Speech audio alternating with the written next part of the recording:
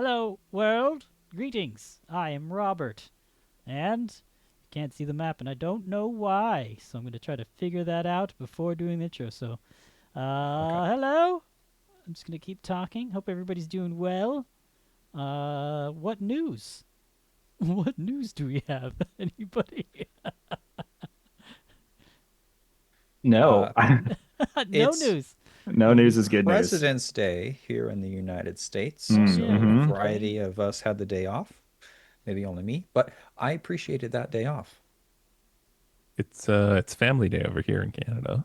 Even better. Family Yes, day. it is. I don't Yeah. know what that means. Well, what is Family Day? Explain to us, non-Canadians. You hang out with your family, I guess. There was this big stretch of time where there was no holiday, so they put in a day. They It's like called it Mother's Family Day. Day, Father's Day Yeah, combined. Oh, just go hang out with your family. Yeah.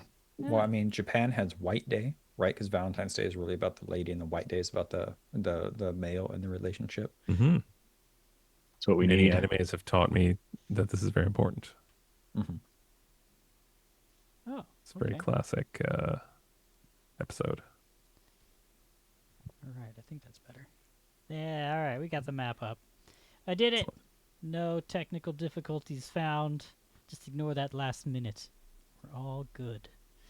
All good in the hood. I was gonna say hid. What is Eid? a hid? Hid. Eid? You failed your speechcraft check. I I guess did. I guess we're back in in Yeah. in 1E. Roll. What were the hide and stealth? That's crazy. That's crazy talk. I rolled two Oof. things. Oof. How bizarre. What else was there? That was too many skills. Too many skills. Brain no work right now. Yes. It's Monday. Search. Spellcraft. Yeah. Search and spot. Spellcraft. We're separate. Search and spot. Yeah, that's right. Yeah, that's all just perception. Just perception. Uh, Everybody lost their minds when we started reducing, like collapsing the skills. Yeah. Oh yeah, climb was a separate skill. Oh yeah. Yeah. I'm looking at the list now. Good old D20 PFSRD, man. That was Oh the man. shit back in the day. Still is. If you're still playing, it's a great resource. Yeah, Holy I had crap. it as my home screen for a while, like when I was really just like in Wow. it, dude. Yeah, anytime I Shit. opened up my phone browser, I was like, this is probably what you want. I was like, okay. After a while, it's like this is kind of annoying. So I did change it, but That's amazing. that was I was it was deep, the obsession and love. Yeah. I don't know if Still you've is looked at Osric. It was an old school reference and index compendium compilation, something.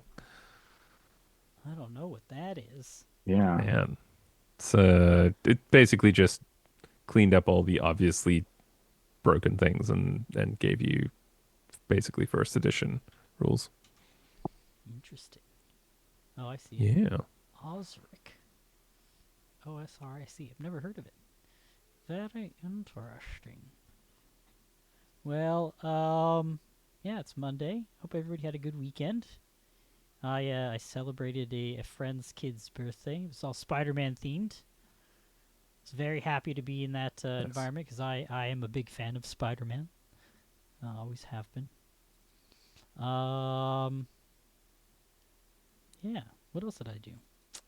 Caught up on some laundry. Super exciting stuff. Yep. Uh, no, yeah. Who wants to go next? Talk about your weekend, or don't. We could just jump right in. Or I could read the copy. That's the thing that we do every time. Yeah. Exactly. We just like to preface it with everything you just heard. Uh, yeah. You guys see any cool movies or do anything exciting over the weekend?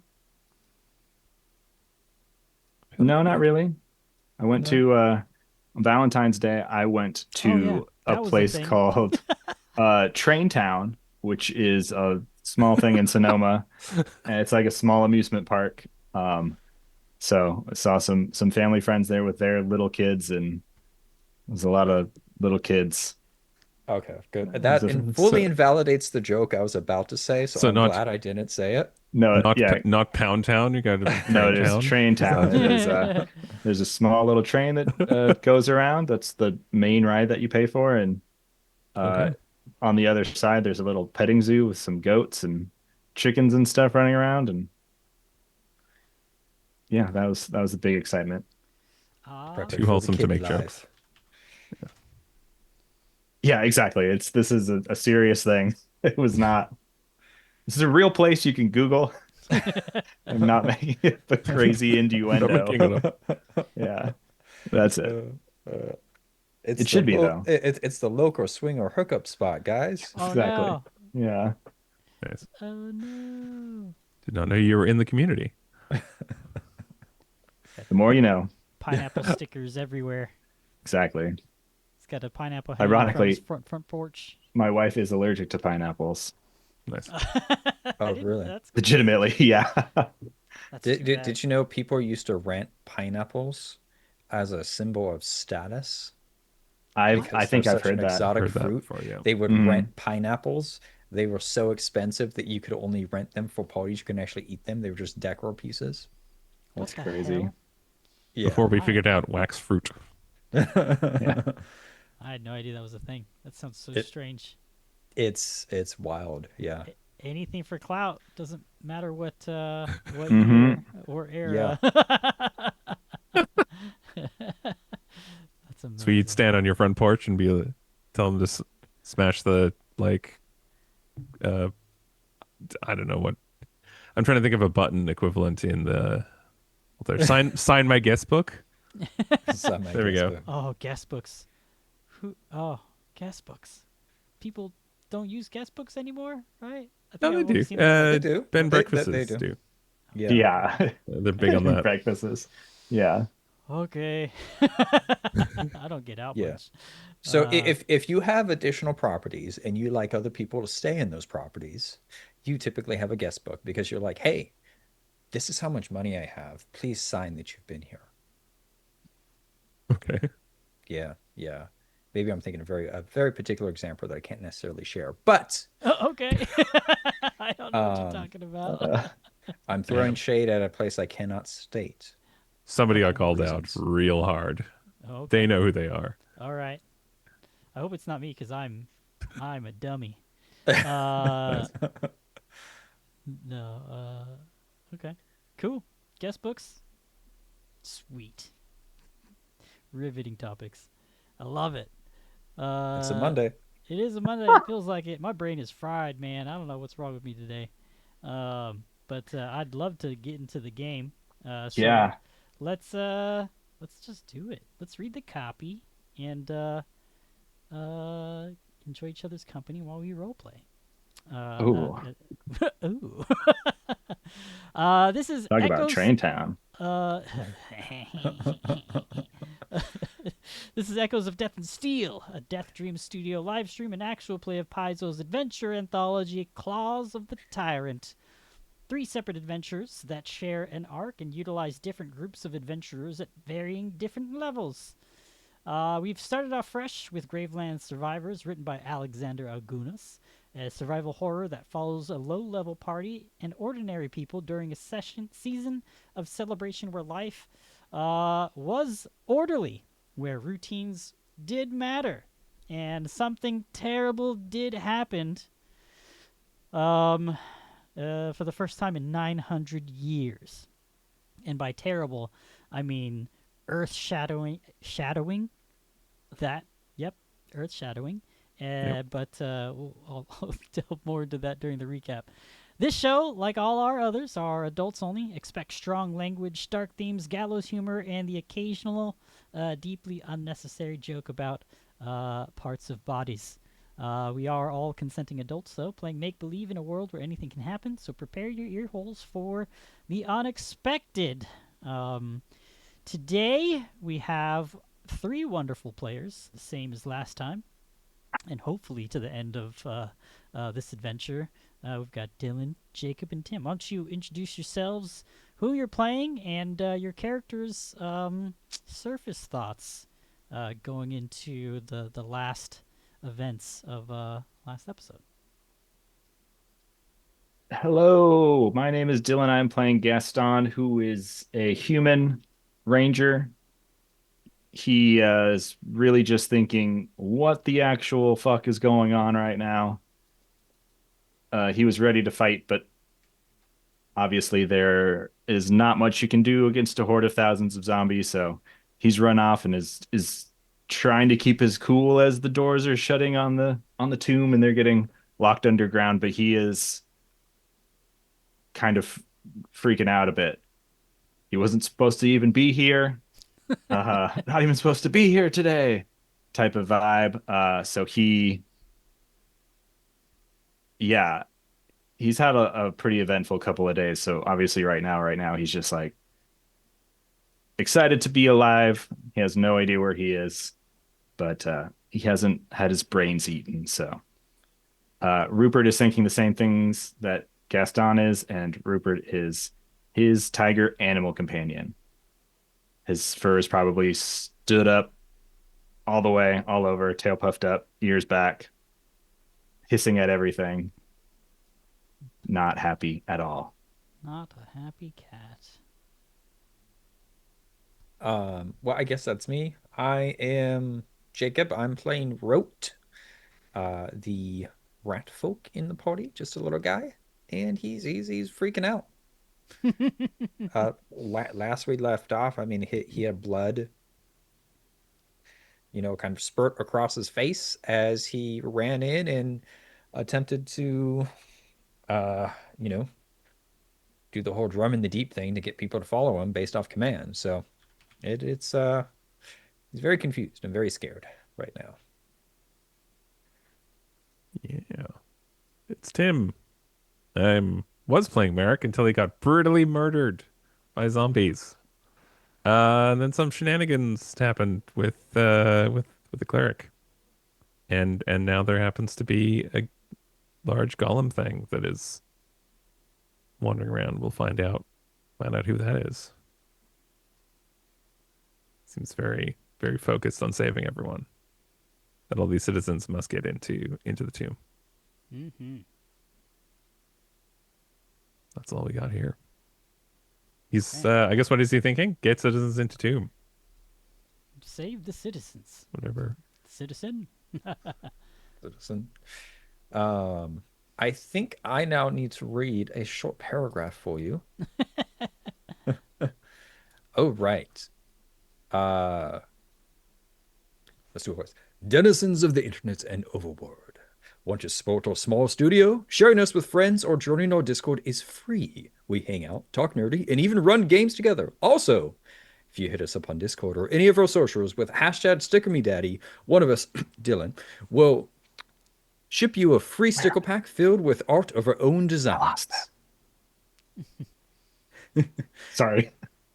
If you want to get more involved, check out our Stream Loots page. Play cards that shake up the stream with hazards, bonuses, and wild effects. You get a booster pack with your Twitch sub tool. You can also toss in bits. Damn it, Robert, I can't read the thing. For those unaware, I am reading from a Google Sheet, and Robert is like highlighting and dancing around. Oh, sorry. For those unaware, I am reading. Oops. My Twitch just decided to talk to y'all. We ran into technical difficulties. Goodness. Anyways, you can also toss in bits. For 500, a player of your choice gets an oboe, and for 1,000, triggers a random secret encounter table. It says triggers my secret random encounter table, but I'm reading and I'm a player, so it's not. Now you get to make a secret table. Oh yeah, I guess you have to make one now. Yeah. Yeah. I have to make a secret table, and it may have 4 legs. The mimic came in with us. Nice. Yes, tables can have 4 legs. They can have 3 legs too. You ever seen a leg with 2 tables? I mean, what the hell did I just say? I think that's a flywheel. Oh god. Leg with 2 tables? That's a wheel. A leg with 2 tables? An axle and 2 wheels. Yeah, that's an axle. Oh yeah. Tonight's stream is just off the rails already. Oh gosh. You Nothing's could changed yet. you could have a table with two legs that's like mounted to a wall that has a hinge and like comes down and the leg support, That's but the true. Okay. hinge is still like an anchor point, so I don't know if that would count as a leg. You Okay, could where's the technically do that with whiteboard? one leg. Anyway, Let's start sketching just this up. had to say that. Yeah, exactly. Or like a somebody is just named Wheel. Like a Murphy table. Yeah. Some Table with two uh legs. Body yeah, wants some to. lifestyle brand is selling it for $10,000 is all we know. Oh jeez. Okay. Well, so no, Oh, I don't have any reminders or announcements. We may have in the chat the ability to for you to look at our uses of hero points, or obols as we call them here. What's the command? yeah, For it that, is. Dylan? For right now, it's use obol. Ah, okay. Let's give that a whirl. Popped it out Use there. It should be good. obol. Look at that. Oh, Dylan already did that. Look at that. It's in there twice now. It's all good. So, yeah, we have several different uses for hero points outside of the norm. So, if you're in chat, check that out. Yeah, I think that's it. So, are you all ready to Live by the die. die and by die by Die the by the die. die. Very, very. Yeah, let's do that Yeah. Did thing. it. Ready? Libbity-dibbity. All right. So last time, towards the end of the last episode, something absolutely terrible occurred. Doom transpired. There's no whispers about it. It just happened. Our group was surrounded by residents and locals of U.S. Hope, hundreds of citizens, visitors, and tourists experiencing the Harvest Home Festival hosted by U.S. Hope. They were all gathered for a family day just outside of Mordesh's crypt, where the graveyard, on the graveyard field surrounding the crypts. There, Constant Rusty, Sir Nalith, and Dame Talia were there to give us a sermon of sorts, a day of remembrance and love, and just reminding each other that they wouldn't be here if it wasn't for the sacrifices of the past. But during the height of the sermon, the party noticed another drunk on the outskirts of the meeting, and who was it? Gaston told Merrick, kind of nudged him and said, "Hey, Merrick, it looks like there's another drunk off by the big tree wandering. Should probably go take care of him." Upon investigating, though, saw that it was Joseph, Herdaw's asshole of a husband. He had looked like he's walking a little bit funny. Come to find out, he had been severely hurt. Gashes across his neck, bleeding profusely, and walking strangely from these wounds. He kind of lurched forward a little bit, reaching out for Merrick. As they kind of looked past, they saw that the fields around them were dotted with more of these similar figures, walking, stumbling, lurching around. And then, as the realization of what they were, zombies and skeletons, and a horde of them kind of entering U.S. Hope and the surrounding areas, set the entire gathering into chaos. As that happened, more zombies, hundreds of them even, began to appear out of the fields and running across the nearby river, screaming, yelling, and Dame Talia gave the order for a group of people to run into the crypt and hide. Who ran in there? I'll tell you. Let me pull up my Find out list. after this brief That's a ad commercial. break. Um, JK. the Brushpaw family. They were the first to actually warn the folks up at the pulpit of encroaching danger. And at that, was kind of the sign to set the alert. Everybody evacuate, leave, get out of here, find safety. Sir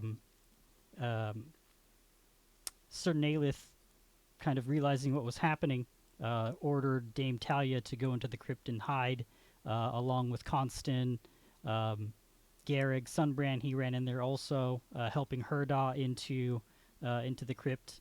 Elizo, Bicky, Kleb, and Crassian, along with Rote, were commanded to head in. Rote, you set off your drum to kind of help set the alarm and get people moving, as just absolute chaos was found. Who else? Rockville ran in also, but probably the most dramatic thing that happened at the end was between Gaston and Merrick. They kind of stood the line next to Sir Nalith to try and hold off the horde while people found their escape behind them and into the crypt, until they were completely overwhelmed.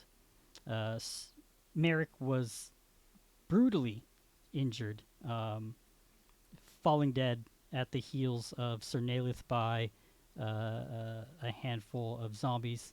And in that moment, Sir Nalith let off some kind of spell, and one of the constructs nearby seemed to come to life at the same time. And Sir Nalith's order was to save the citizens of U.S. Hope, protect them, enter the crypt, and make sure it doesn't open. And Gaston kind of followed suit, as Arliss Blightender and her wife Verena appeared with Marco. They shoved Marco into the hands of this construct, and they fell into the crypt shortly after. And that's kind of where we're starting off. You guys are entering the crypt now. Did I miss anything? You guys have anything you want to add to that? No, I'm curious what we're running into. Yeah. Okay, yeah. They're down here too. Yeah, so the crypt entrance is a very short and dark hallway that curves a bit and then opens up into a broad stone chamber. It's carved with deliberate care and purpose. Ceiling supported by thick pillars etched with names worn smooth by time and touch. This is a central space for gathering with long stone benches set into the walls and wide passages that lead off in a measured symmetry. Everlight crystals, held in bowl-shaped sconces, line the walls and shed a soft glow across every corner. There are branching corridors that descend gently downward, each with sealed wooden doors, where small rooms lay beyond, used for rest, record-keeping, quiet vigil, just a variety of multi-purpose rooms. The air in here is very cool and still, and it smells very stale. Except for now there are several heavy and confused and frightened breaths of air being cycled through. We see Herda sat leaning on Garrig, softly crying, and Garrig is kind of just trying to comfort her. Opuff is there at her side on the bench, holding her hand and patting it. Eliza is pacing slowly in front of them, hands in his coat pockets and eyes down. Crassian is opposite of Herda on another bench, gripping his pants so tight that his knuckles are white and staring into the ground also. Bicky and Kleb are sitting on top of some barrels in a corner, holding each other and whimpering. And the Brushpaw family are sat on another bench with Jono's arms wrapped around all of them, kind of like patting their heads and kissing his wife and two kids, trying to comfort them. What is where would Rote be right now? What's he doing? Oh, I will notice. I will say that you guys don't notice. Constant, Rockville, and Dame Talia are not in this kind of central chamber. I mean, Rote was commanded to run down, kind of banging the drum. So I think he runs down into this area, and the drum just begins to kind of peter off as I'm looking around very confused, and I realize that we escaped from a big space into a small space, and now it's a big space again, but it's very frantic air, but it's different, right? Because it's not death and violence, it's confusion and fear. So I think Rote slowly stops drumming, sees people filling in, and just kind of moves off to the side, maybe near one of the benches, and just kind of settles in. Um, I'm forgetting the word here, but I'm like a shell shocked, essentially. Just blood across his face, and tasting that heavy musk of iron, and just being very confused about everything in life now. Essentially, just becoming small in a corner. Okay. Um. Yeah. i- the construct is, you're kind of dragging slash pulling Marco into this chamber now, followed Mhm. shortly after by Gaston. It's kind of. I mentioned Mark. Is Miss Marco processing at all or fighting him at all? He's kind of like at at the hip, Mm. like arm wrapped around your hip, but like reaching back towards Gaston Yeah. in the darkness. Like tears running down his face. He's like trying to cry, but he can't find a voice. Okay. Yeah, he'll walk in. All who made it in seem to be accountable. Are any injured?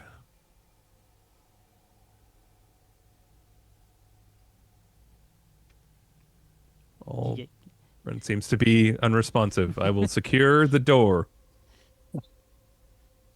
Turns around and walks off to the door. Everybody's very quiet. Look up at you as you're speaking, and they just look confused. Some of them kind of shrink back at how loud and just you know straightforward you are. Um, Yeah. as he kind of like walks towards the hallway, maybe brushes past Gaston, Marco slumps down next to a column, maybe near Herdaw, and all of you notice that the sound of screaming is muffled and quiet. After this few minutes, it seems like whatever noise outside is all but gone at this point. Um, what's Gaston doing? Gaston follows after the construct.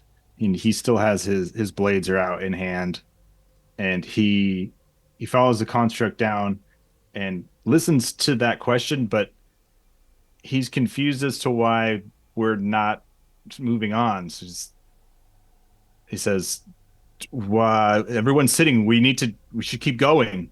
Has to be just another." And he kind of like it dawns on him as everybody, all the locals are kind of resigned to this main area. Says, "This is it. This is we're here. There's no way out."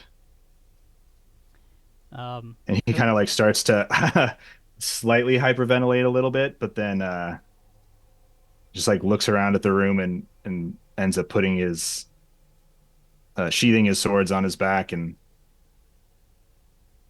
kind of just starting to pace around the outside of the room and just kind of take stock of this new space. Obviously, he's never been down here, so kind of just looking at it and taking it in a bit. But Okay. Um, as you kind of begin taking it all in, you hear the sound of footsteps coming down from a larger corridor, and they're moving pretty quickly and you see Rockville, Constant, and Dame Talia um, come back up from deeper into the crypt. They kind of scan over everything that's happening. Constant immediately heads to Herdaw. Dame Talia and Rockville, they move towards Marco. Rockville kind of kneels down and kind of starts to comfort him, and then Dame Talia looks up at you, Gaston. She says, "Are you the last to escape?" And he kind of snaps, not just kind of lost in his thoughts, just replaying what everything had that just happened. So went from 0 to 100 so fast that he's reeling, and he looks at her wide-eyed. Yeah, yes, yes. Uh, Merrick, though. Merrick. No, no. It's just I was the last. Um, Like he looks down at Rupert and is like, it's like staring. she'll kind of like, maybe she's just noticing the construct behind you, and you see her. She already had her sword out, and she begins to kind of raise it towards you. Um, Gaston, Towards towards Gaston, or towards the construct. Yeah. um, Construct's busy like grabbing any kind of stone and like piling it in front of the door. What? what? I What is that? I was hoping you would be able to answer that question, but he seems to it they it was protecting us. I don't know. It She looks. checked on everyone when we got in this room, and everyone stared at it like you are, and I don't know. It's She's astonished. Like her, it looked like she was kind of concerned for everyone's safety at first, but then watching it kind of work, she kind of lowers her blade. Like it didn't even get up to like her hip height, but she kind of approaches you from behind, and she says, "You." Stops working, turns around. Hello, citizen. The door's secure. Amazing. I haven't heard of these things being active for centuries. What is your designation?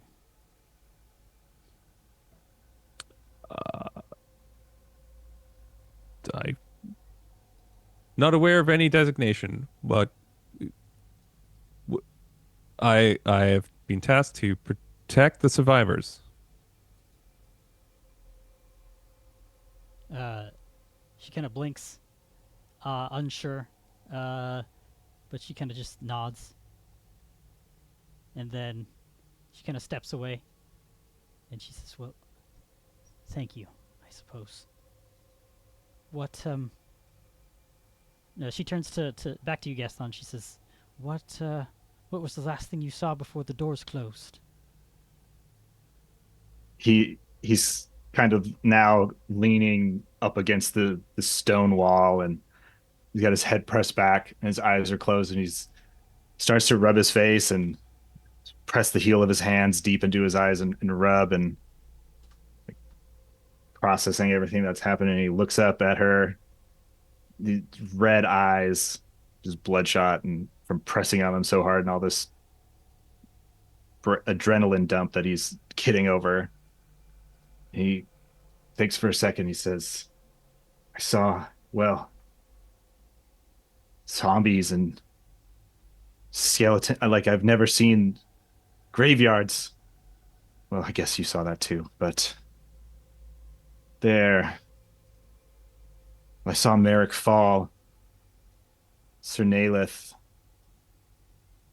lifted him in the air, and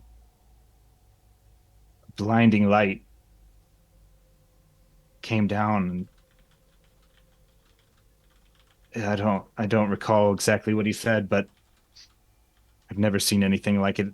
The light melted away some of the zombies. They're disintegrating their skeletons' bones in the area. It's just a small burst, but it was some type of magic I've never seen. And after that, well, this thing showed up and started ushering me down. He brought the boy, and oh gods, his mother's Sir Naelith, they were holding them off. The last bit there, they were screaming. Couldn't tell if it was fury or pain. The two intermingled and similar light coming down. And the last thing, I mean, who knows if that even any of that's true. Been in situations and your memory is terrible. Things like this. I know hopefully none of that's real and they're okay, but that's what I think happened. Interesting. He just like shakes his head and is like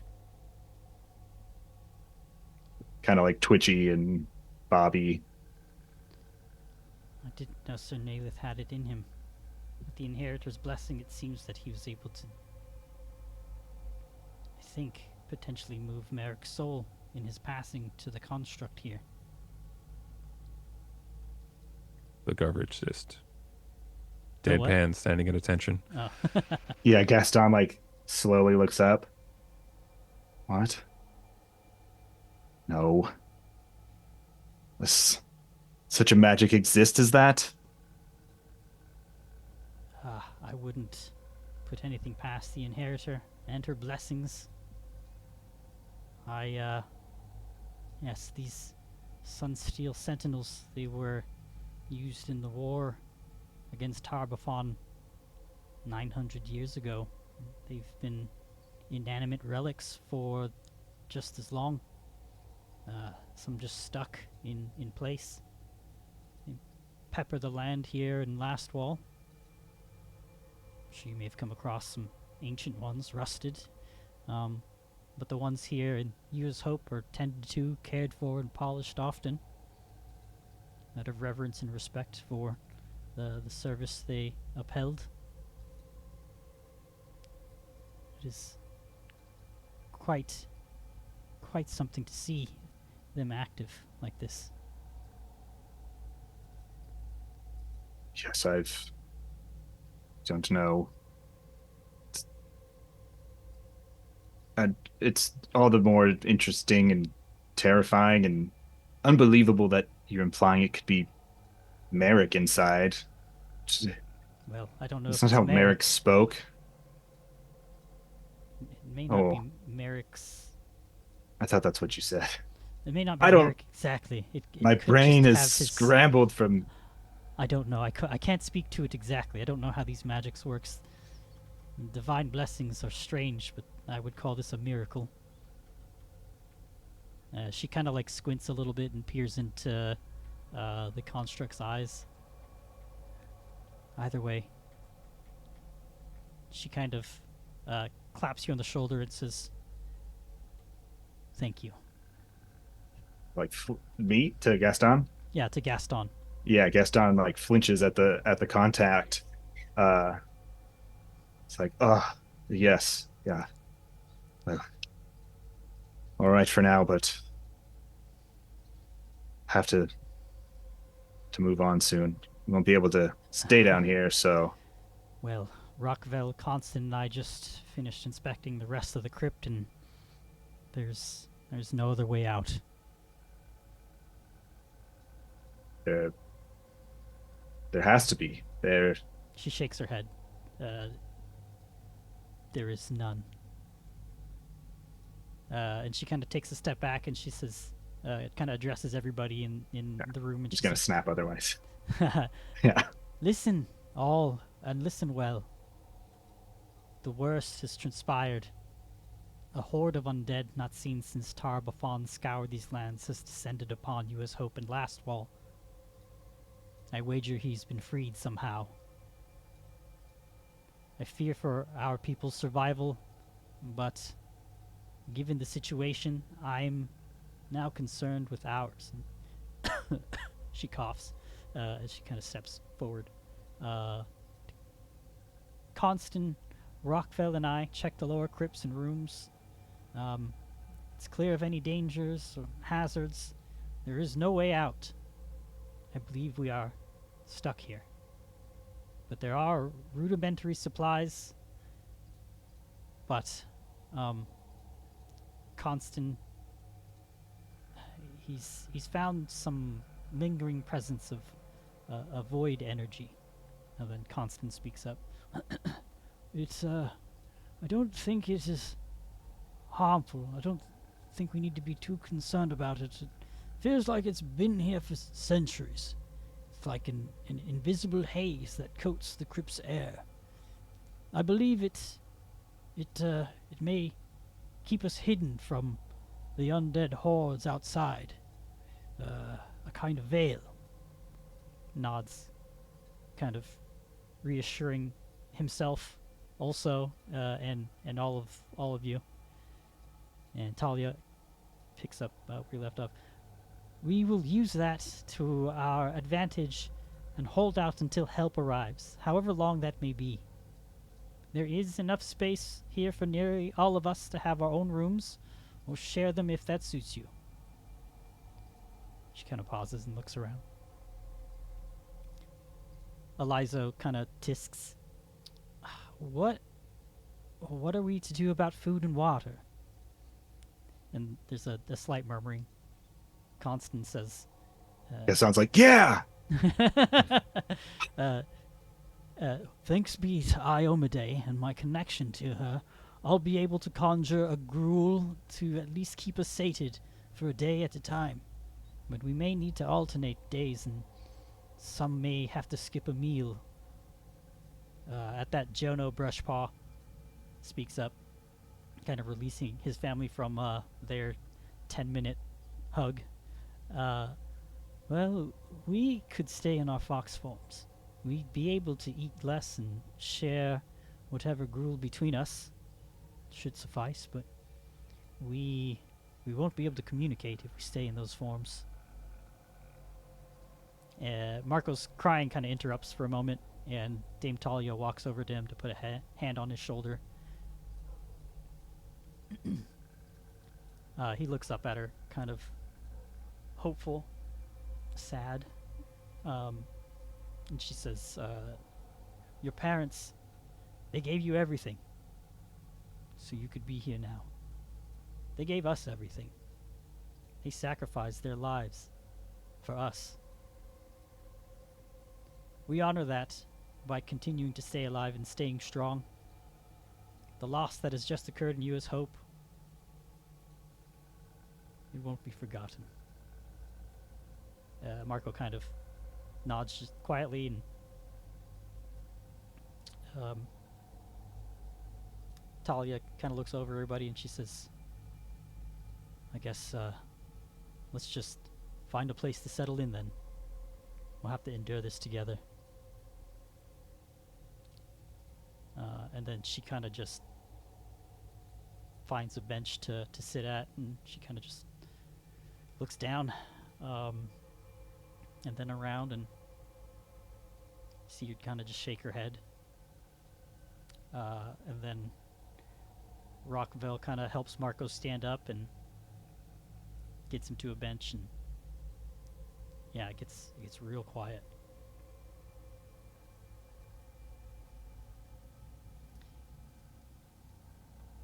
Anything you guys want to do or say? I will secure the perimeter. Let's just start walking and As double you checking. As you walk by Rockville, she kind of like, her eyes go wide, and then she begins to kind of almost immediately follow after you. She says, excuse me, suddenly stop and spin around. I'm sorry. I just I'm admiring your craftsmanship. That's all. Excellent. Please stay with the others until we've ensured that this area is secure. Oh, we've already went down and looked. It's pretty secure, but I suppose if you want to have a look, maybe we missed something. I suppose. She kind of like brushes some dust off her apron and kind of lets you walk down a corridor by yourself.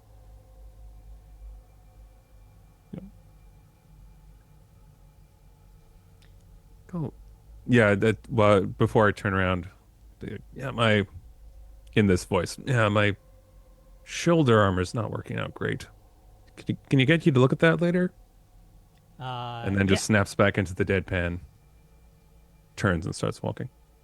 Rockville kind of squints. And she kind of talks as you walk away. Yeah, I'd be happy to sit down and look at that. Kind of shakes her head, shrugs. I did find some. She's talking to herself. I did find some tools in one of the rooms there. Could probably do something with it. If we're gonna be here for a while, might as well make use of stuff. Got to get clever, I think. And, Thankfully, that master builder was buried with his tools. Okay. Gaston probably just starts muttering angrily and walks off to try to quickly find a room that he thinks is better than another for whatever reason. Okay. It's not like there's like soft king size beds in these rooms, so it's just No, he there's probably looks into a couple and is just like, "Fuck," and just picks one.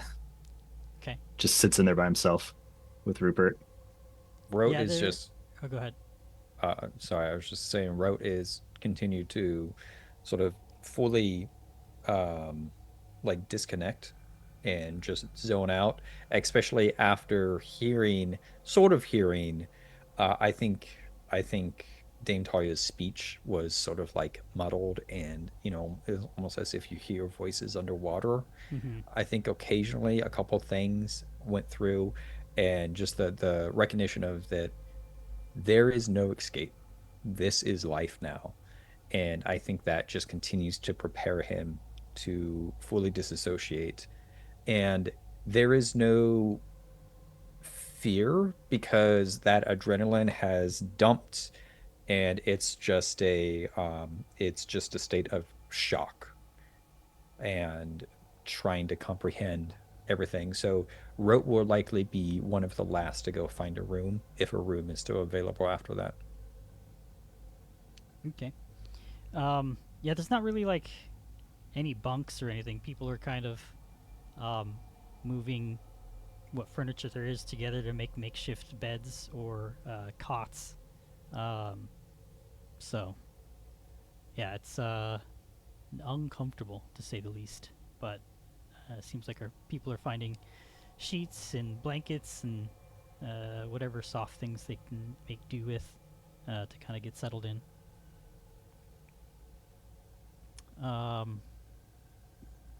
But yeah, nothing happens throughout the rest of the evening. It's quiet. Occasionally you might hear or see like a muffled groan emanating from the short, dark hallway that leads to the crypt's entrance.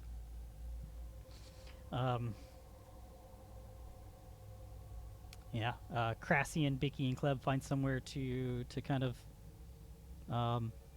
no, actually, Crassian wouldn't. Bicky and Kleb, they end up making a bed out of the barrels in that main chamber. Just putting some blankets on top of that, and looks like they're just sleeping and resting there. Yeah, if there's nothing else that you guys want to talk about or do for the evening, we can do a little bit of fast forwarding. Okay. All right. So, yeah, the next morning, the brush paws may emerge from their room. They're all sharing a single room, and they come out as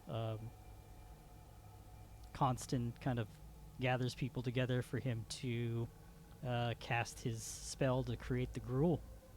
It is oatmeal but runny, and it is disgusting. Well, it's not. The texture is bland. The taste is bland. It doesn't taste like anything. Like if you were to chop up cardboard and put it into some unsalted gravy. It's wet communion wafers. Yeah. Yeah. Exactly. Oh, It's just sogged up. no. It's not pleasant, but I guess with the brush paws, sharing that, it allows. Oh, and the construct not eating. It's there's enough food for everybody to get by, food and water. And that's what it goes by. That's what it's like as days go by. Not great.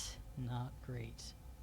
Yeah, I think Gaston throughout these first few days is like outwardly uh suggesting that we should just try to go outside. Like we should there has to be an escape. There should be an opening we can go, and nobody is like on board with that plan, and he's not going to do it alone. So he Yeah. starts to like get more and more frustrated, but internalizing it, and he's just starting to get more and more quiet. And again, like Rote did immediately, just start to realize like we're stuck in here. So he's calmed down a lot in the first couple week or two. I imagine once we get like a week or two in, that the band actually tries to play some music to change up the pace a little bit.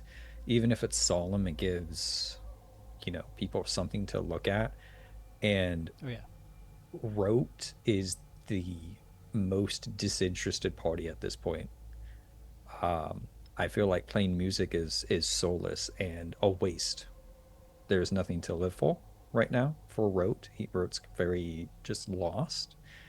And I think after trying to play, Rote at one point immediately gets up during an attempted performance, takes the drum, and disappears into his room.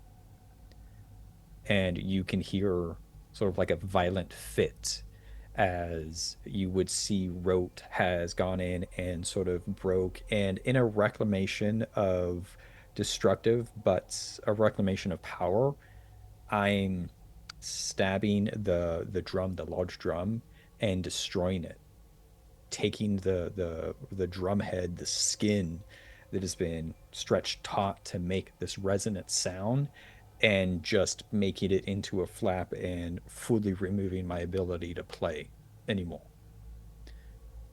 As Rote is realizing that the whole direction of his life is changed and there has to be something new.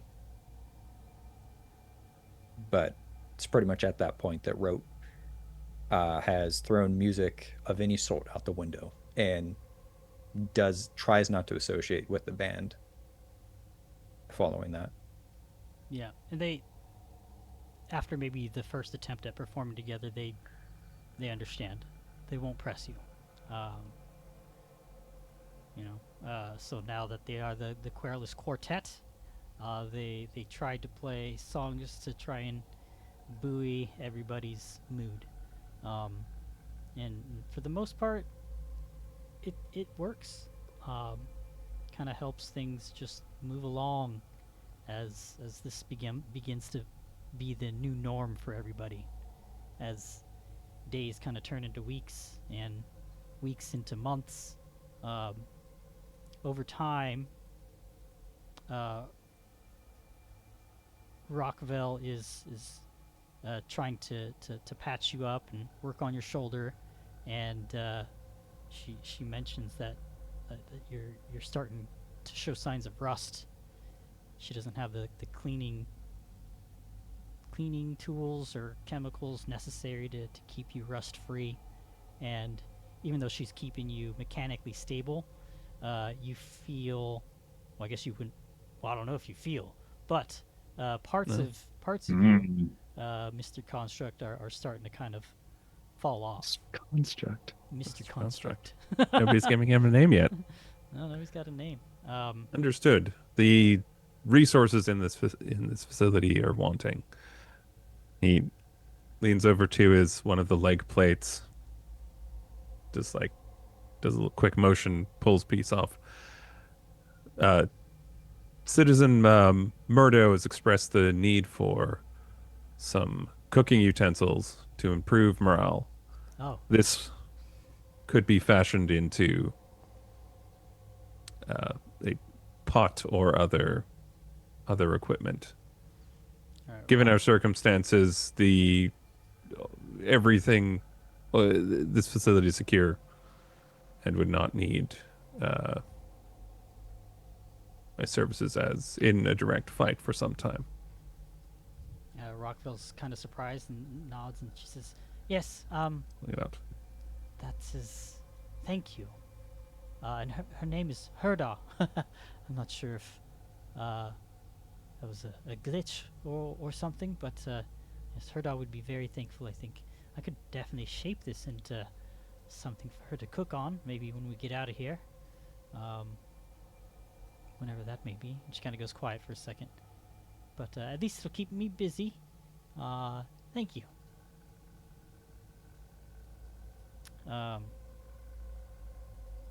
Yeah, and at that,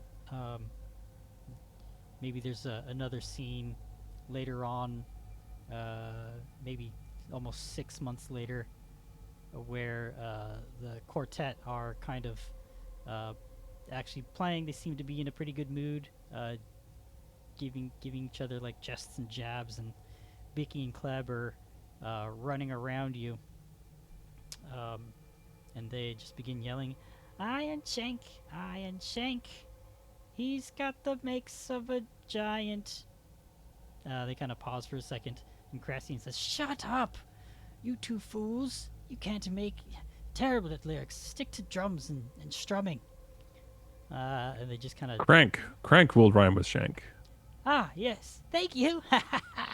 What were the words again? And they kind of just try to make a rhyme or a song, kind of banging your fallen parts together, making light of the day or evening. Who knows what time of day it is? Yelling out, Iron Shanks, and it seems to catch. Everybody around the crypt begins to call you and referencing you as Iron Shanks. There, got your nickname. The construct was not working out. Yes, or Mr. Construct. It was too long. But you find, well, I don't know how you find them, but they end up like kind of hanging on to you a little bit. It seems that they kind of find comfort in latching onto you and making fun of you because you don't really respond in the same way. So they're yeah, they like you. Got a couple of pals there. Couple of goblin hang-alongs, tag-alongs. Excellent. Refer to them as band member Kleb and band member Bicky.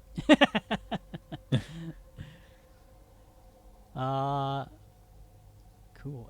Yeah, so 6 months later, it's been apparent that Herda is pregnant, and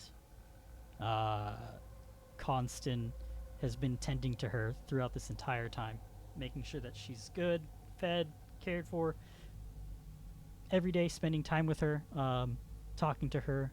He's been a great point of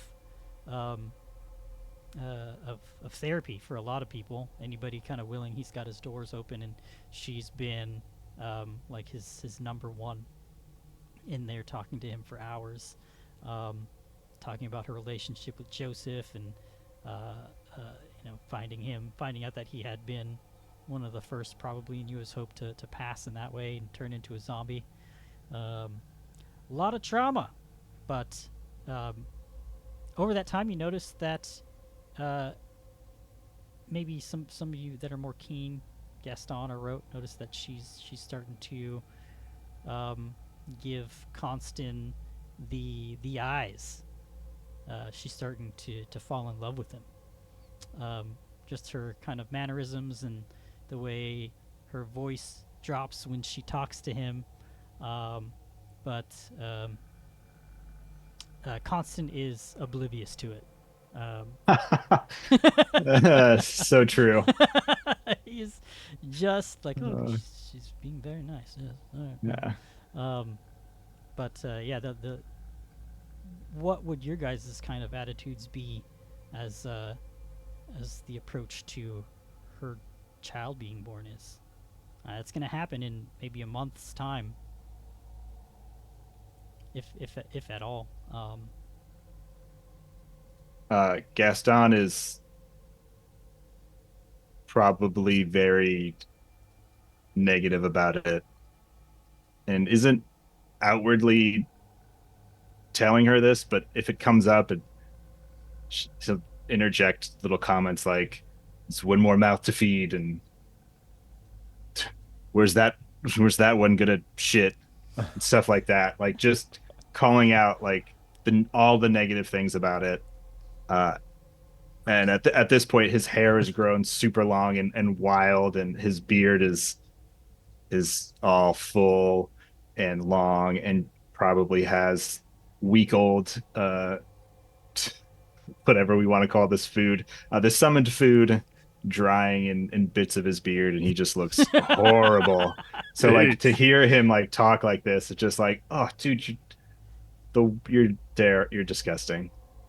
So he's just not polite about it. Yeah, Garrett would actually rebuff any of your comments. Uh, he he may even like almost get in your face about your comments, but then he'll he'll kind of step back and kind of be calm about it again, and then just return to like, yeah, he's been super quiet. Like even with Opuff there trying to talk to him, he's been kind of keeping to himself for the most part, but he's very protective of Herda and anybody else that that need protecting, Marco or even the Brushpaw kids. He's got a very gentle kind of tone with them when they're around him or they interact. But yeah, he'll be quick to say something sharp back at you when you make those comments. Yeah, and he'd immediately stand down. Gaston would like basically take it and stop. And I'm sure over time he has lessened his outward frustration with that happening and just kind of kept it to himself. But Yeah, and Constant will say that I can press to digitate those crumbs out of your beard if you'd like. You don't have to talk to us with gruel in your face. what? Didn't. And he like reaches up. This is must be from this morning. Um. Yeah. He's not going to ask you to, but he's Yeah. kind of like sitting there waiting now. Yeah, he'll do it. Just a wave of his hand. Just curt nod and By Iomede's blessing, I clean your beard.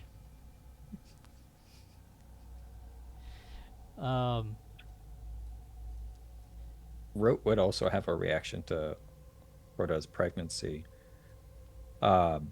Seeing that after his breakdown, months earlier, and just kind of coasting by, I think seeing that there is new life and that there is new hope within the tomb, I have sort of the opposite stance of Gaston, in that Rote doesn't know what, but he wants to do something because Herda is she is a tragic figure, and she's someone that Rote saw be abused before the events of the attack.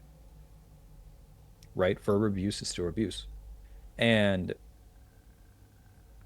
so I think Rote doesn't really approach Herda, because he can see that Garrig and others are taking care of her.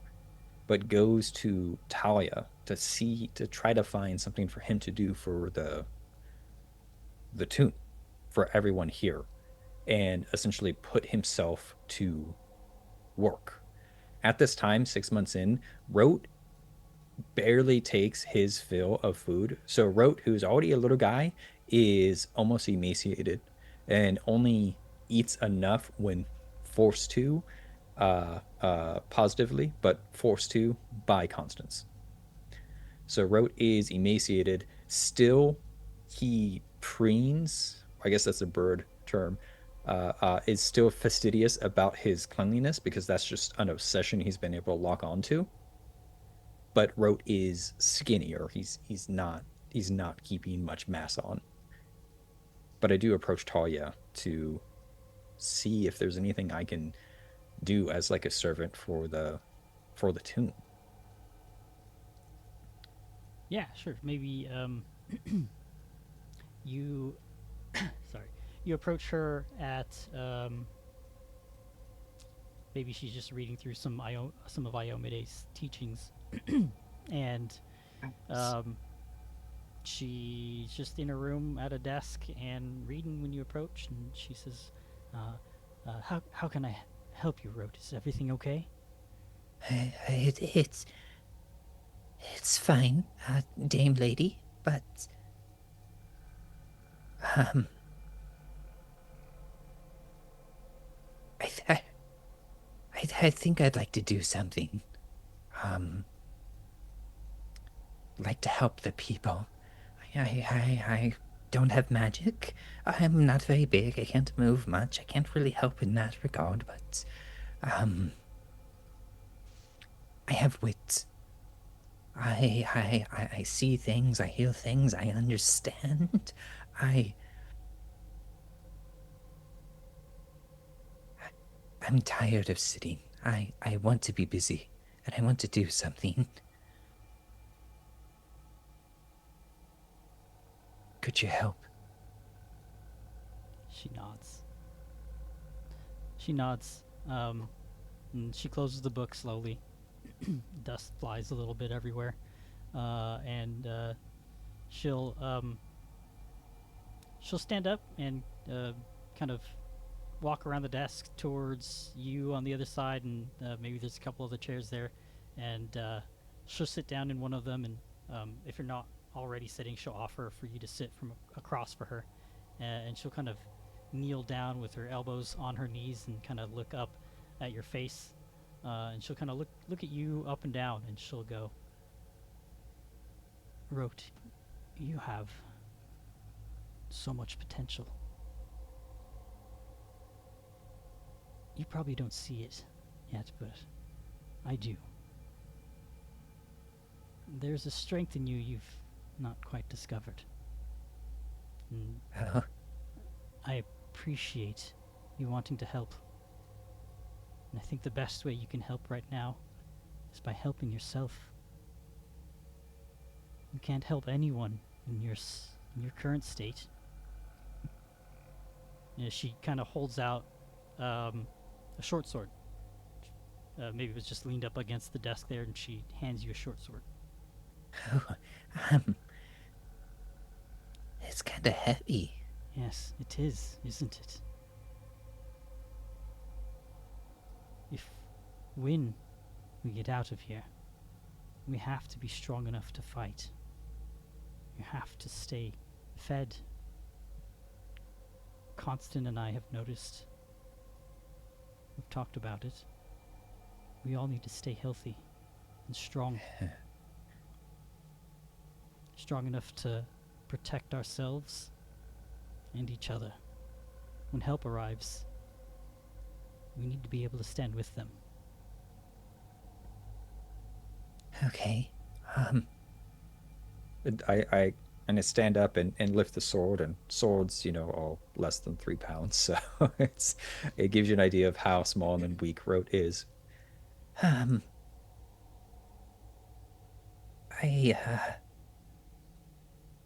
do you just do it like this? And I swing and I put too much body weight into it, and I kind of like my body ends up following the blade, but Rote is curious, but really doesn't understand anything about martial execution.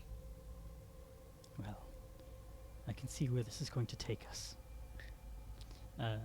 She holds her hand open to take the short sword from you, and then she'll kind of stand up from the chair and kind of gesture for you to do the same as she takes the short sword, and she'll kind of lead you out of the room with her, and she says, "Let's go find something to eat.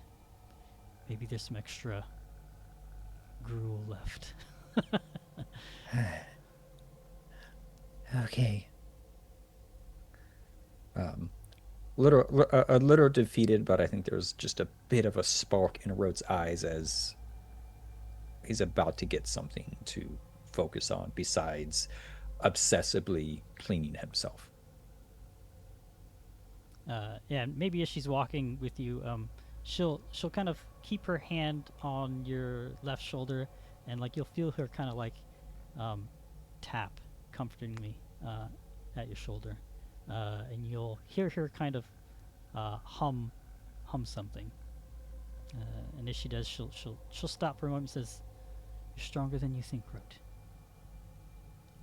Iomade believes so too."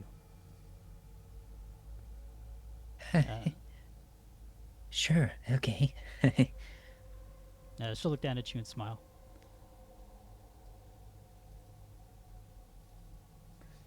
All the wrinkles on her face kind of scrunch upward, and she gives you a very kind of pleasant, comforting smile. Yeah. Rote is just looking forward to where this takes him. Cool. Now with a mission in the crypt instead of being 6 months of depression. Yeah. It's 2020 all over again. Oof. Yeah. Too real. Too soon. Too soon. Yeah. So, yeah.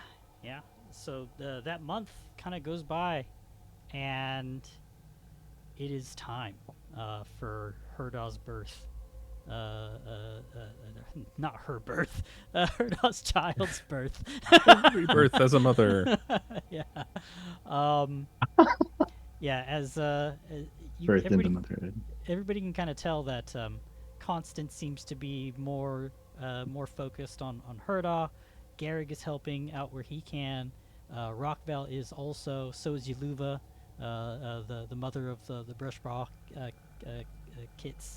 kids, Retsnav and Retsnov. They've seemed to the kids seem to have just kind of like they're kind of just they acclimated quickly. Like within a couple of days, they were like, okay, we're here now. They're making games with rocks and trying to get Marco to play games with them using like rocks as figures, or maybe there's some decorations that they're using to play like I don't know, catch a rock in the basin game. I don't know, but Marco's like begrudgingly kind of going along with them. He's probably like 4 or 5 years older than both of them, but yeah, Herdaw is brought into her room when she begins to exclaim pain. Garrig lifts her up, takes her to the room, and Constant is right behind him. Rockville follows. Talia kind of just is maybe keeping an ear on things, and Yaluva as well. But she, yeah, screaming, sweating profusely, and within hours, you all hear the sound of a crying baby echoing throughout the halls. You might catch like a wry smile come from Jono in the corner. Like, you know how dogs can smile? You might see that on Jono's face, the father of the Brushpaws. You hear Rockville kind of clapping. That's echoing throughout the halls too. And Yaluva is kind of, you might see her clapping Talia on the back, and Talia kind of leans forward unexpectedly. And shortly after, they come into the main hall, the main chamber there, and there's a baby wrapped up, a baby boy wrapped up in her doll's arms, and she looks proud as she can, you know, glowing, happy. Um, she's got like this kind of dreamy look in her face, just flush with dopamine and adrenaline. And then there's a kind of a slight like cheer, murmuring, and everybody kind of walks up to look at the baby and congratulate her one after another. Iron Shanks comes up. He's holding this like mess of wires and like gold baubles. It's like, I've constructed this mobile. Hand-eye coordination is very important for children to develop. Herdos says, "Thank you." Nobody else has really given her a gift, so she's kind of like a little shocked. She's like, "Thank you." Yeah. Iron Shanks. Shanks? That's always. I just feel so inappropriate to call you that. But thank That you. is name I've been designated with, and you can see his shield now has like the top. There's like with like gold filigree on that's being torn off to make this kind of like shiny thing with little wires. And I'm sure he'll love it. understood. And then he turns and walks off. At this point, she's kind of just sitting down with the baby, rocking back and forth.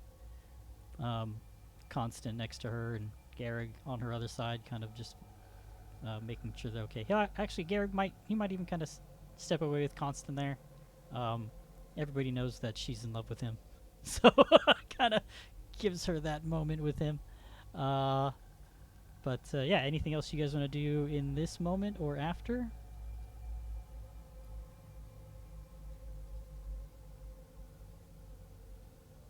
Okay. After, but not in this moment. Later in time. Okay, sure. Yeah. Yeah. Gaston in a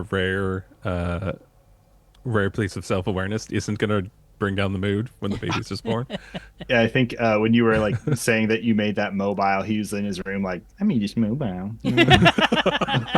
Nice. But like, again, just like not. Garrig has probably put him in his place with that shit. So he's, Right. yeah, he's reclusive and not out and about. Okay. Nice. All right. And before the night ends, you hear her kind of whispering to the baby, "Justolo. Your name is Justolo." And then kind of fades to black as she walks into her room, and led by Constant, kind of get their first night of rest together. And boy, is it different after that. Baby crying. Oh, Loud, jeez. and yeah, it happens frequently. It's a common occurrence, but you know she tries to stay on top of it, thanks to the help of everybody around. You know, passing the baby around to those that want to help and give her a break. It's kind of nice to see. Everybody seems to be in good spirits, or better spirits after that. And weeks go by. It's about a year later at this point, I think. And Talia has been talking to Iron Shanks, Rockevel, Garrig, and maybe even Gaston about, or wrote too, sorry, talking about doing some kind of training regimen, getting into shape, and preparing for what may come in the future. It's been a year already. Cue Yeah. the training montage.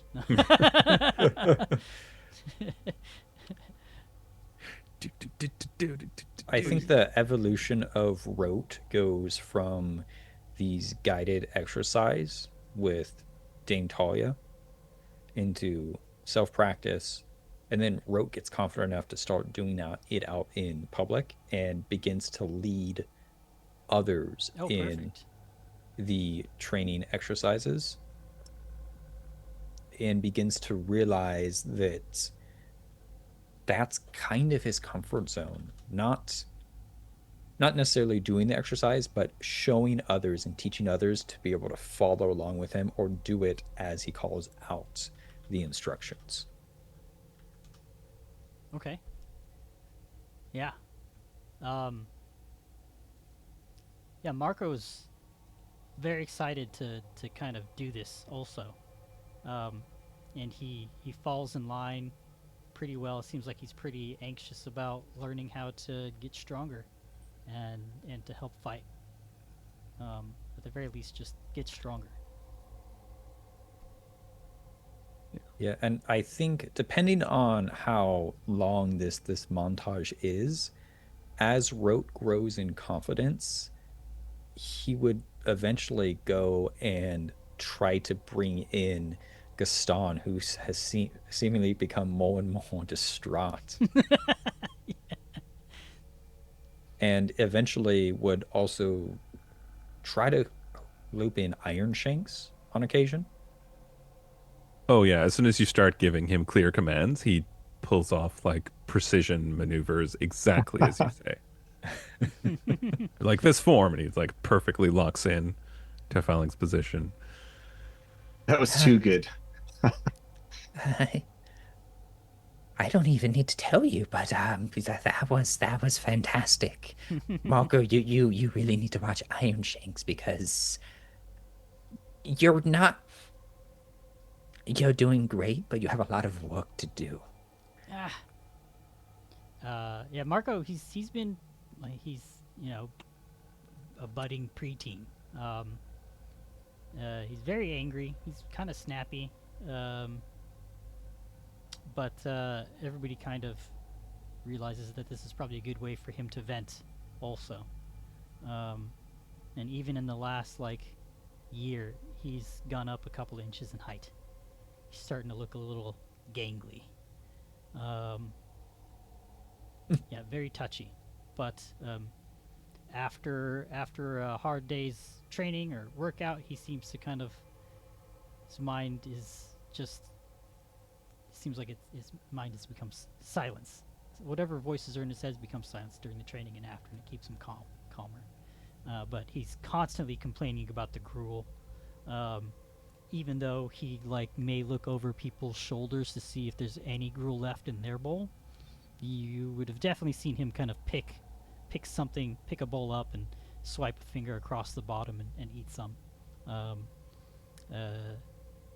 Yeah, he's constantly looking for something to eat. But yeah, he hasn't asked for more, even though he complains about it still. But yeah, that goes on for weeks and weeks and weeks. We'll say what? I'm wondering at what point people start eyeing up Rupert. Yeah, he's probably been trying to interact with the Brushpaw kids in their fox form and play whatever these games are, but they're too. When that was going on, it was too much for his tiger brain to understand, because it was definitely clear objectives of baby chess essentially, and then Rupert's just knocking stuff over. And yeah, so he's probably spent a lot of time with those kids and fucking stuff up. And but he's also probably out of the way and worried about Gaston, so who is increasingly has started to eat less. So I'm sure that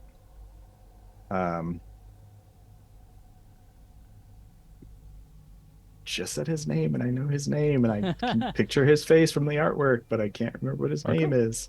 Marco, thank you. And he's Marco's probably eating half of Gaston's food, and just like waiting for Gaston to get up and leave his half to three-quarter full bowl. And yeah, his hair is still just long as shit. It looks like Castaway, Tom Hanks in Castaway times 100.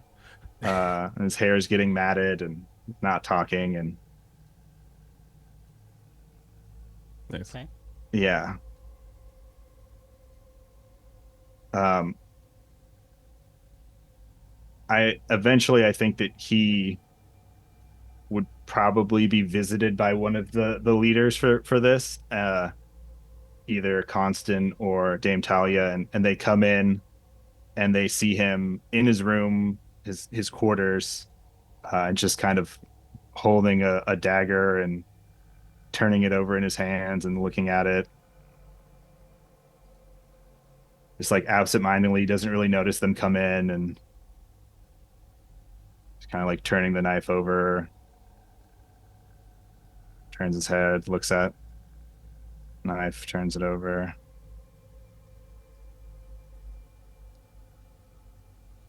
Eventually, he might look up and see them and just kind of like hangs his head, ashamed of what he's been thinking. He's not willing to continue living like this. But through whatever this intervention is between Iomade and this, let's call it, say it's Talia. Okay. She he starts to essentially sob in front of her and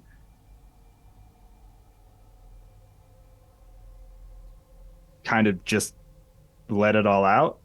He hasn't talked to anybody or processed any of this stuff, so all of this emotion and everything just kind of starts pouring out, and he's like loudly crying in the middle of Okay. the afternoon. It's echoing out throughout the halls. Yeah, and the I'm sure corridors of the everybody crypt. is hearing it. Yeah.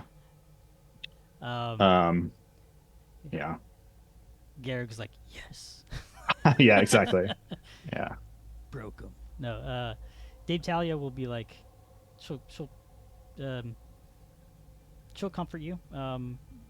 Maybe give you a side hug. And He like leans on her way too much, like puts his arm around her, uh, is like holding her. yeah, you look up and she's got these old, wise and weary eyes. But yeah, she'll say, "This is good. This is good, Gaston. What you're doing right now. You've been pent up. These emotions going through your. That's not her voice. I'm doing constant. These voices in your head. We've all processed through them ourselves in our own way. But I'm glad you feel comfortable enough to share these tears with me."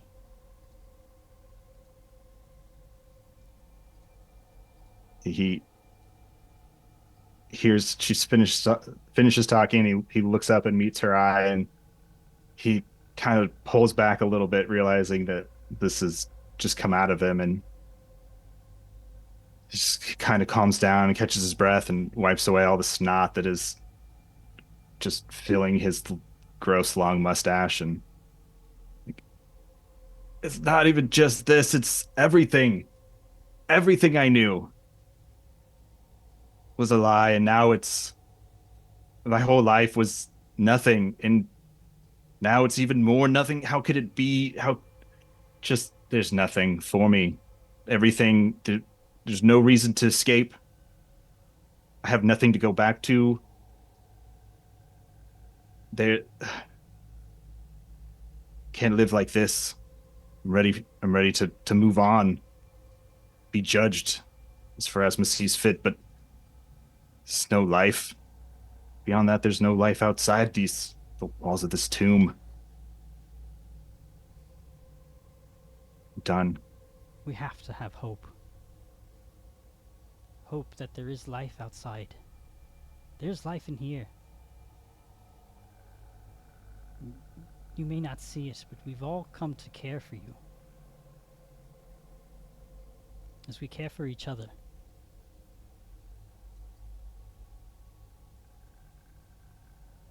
This is your family. Don't know what your past is like, but you have to forget about it now. It's not important. What's important is what's in front of us, and the path we make ahead. She has a coughing fit for a moment, a little longer than usual. You notice, maybe it's starts to get a little violent, and then you kind of help her, you pat her back. And, Yeah. maybe there's some water nearby that you grab, and she kind of thanks you, and she says, "Thank you. I think it's just this crypt air." But Gaston, in just this last year alone, we've been through hell together, and we have to push through. If not for the sake of ourselves, then for everybody here that we share the crypt with. I hope you can see that. If not now, then hopefully sooner in the future. We have no one else but each other here. Look at Marco. You don't see it, but he looks up to you in some ways. Do you not notice that? I would. What? You should look up to me. Pathetic. Foolish, and I've been terrible. You may have been, but now you have a chance to do better. Do better than your past. Do better than those in your past. And come out of this with the light of the Inheritor. At that, you may notice like a glint of her symbol of Iomade on her chest. Bing. Bing! Yeah. Yeah. As the light pings off of it. She sees our plight. She will help us out. But first, we have to help each other. Join Rose. Exercise. Eat. I told him months ago. Stay strong. In case the fight finds us, we have to be able to defend ourselves.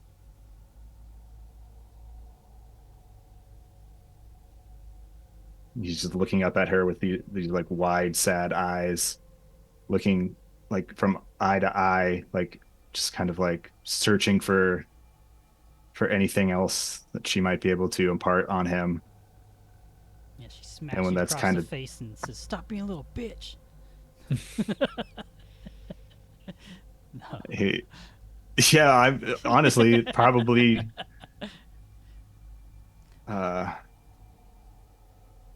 he just kind of like recoils and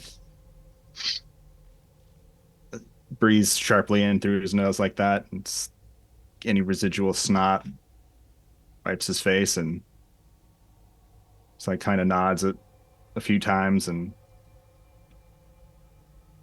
Dagger's just kind of on his bed and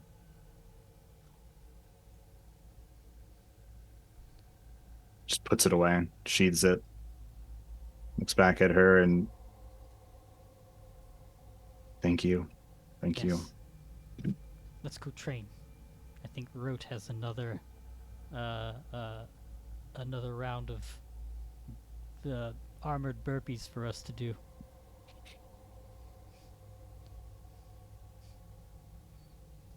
Come, show off.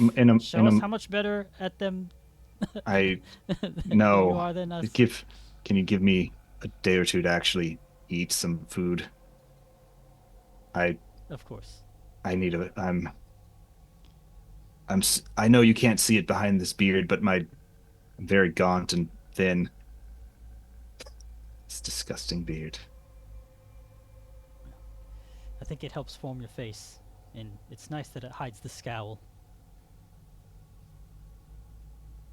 He looks up at her scowling, but you can't tell.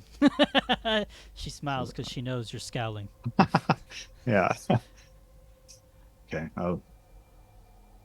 Okay. Okay. Thank you. Yeah, and after that, he comes out a little bit more. He doesn't really start training, but he might like watch and uh offer a pointer here or there, unsolicited, of course. Like elbow tighter. Yes, there you go. Okay. Um, Yeah. yeah. The only people that are training are Marco, occasionally Garrig. Um, he'll only do like the plyometric kind of calisthenic exercises, warm ups, but anything having to do with like weapons training and that stuff, he'll kind of sit out. Um, but Yeah, I guess it's just to Marco then. yeah, Marco's all about it. From Hmm. he kind of gets, maybe he'll even be like, "Is there anything else we can do, Rote? Like what else?" Like he's super eager to just keep training and learning more. But with kind of Talia also helping with Rote's training and guiding along with Gaston. Um, yeah, it's a full training regimen. Iron Shakes makes appearances too, right? Yeah, So we yeah, of can't course. forget about him. I would say as the training progresses, right, maybe into the next year or so, I don't know exactly how fast you're going in the cadence, but once that progresses, like say he gets more comfortable, really starts poking Gaston more eventually whenever Gaston joins beyond pointers. But eventually I would take that drum head, that skin that I cut out that I've been using as a blanket, and I would find some form of sticks, whether that's made of wood, whether that's made of metal, scavenged from iron shanks given willingly. I would find something and essentially create sort of like a flag I can march with, like a small banner that I am able to raise and kind of wave around to signal not just, hey, we're going in this movement verbally, but visually. As Rotes kind of realized that he's taken power and that he is small, and that's okay. It's okay if his voice doesn't carry across, but this is taller than Garrick. And so be with this, I can show everybody. And so I've begun to not just do these movement trainings, but associate these particular movements and approaches with this sort of banner I have created. Cool. And the song kicks off. Let's get down to business. It's copyrighted. Jesus Christ. Yeah. Goodbye, Twitch. It's been Yeah. fun. No, it's a parody of it. It's fine. It's fine, Yeah. Twitch. I'm singing it terribly. Oh, maybe every once in a while you'll see kind of Opuff kind of quietly join in the ranks to spin his spear around, and train with you guys too. But he's doing it more out of like curiosity and boredom than like I was gonna say. actually trying to train hard and be precise with the technique and all that. But yeah, another year goes by.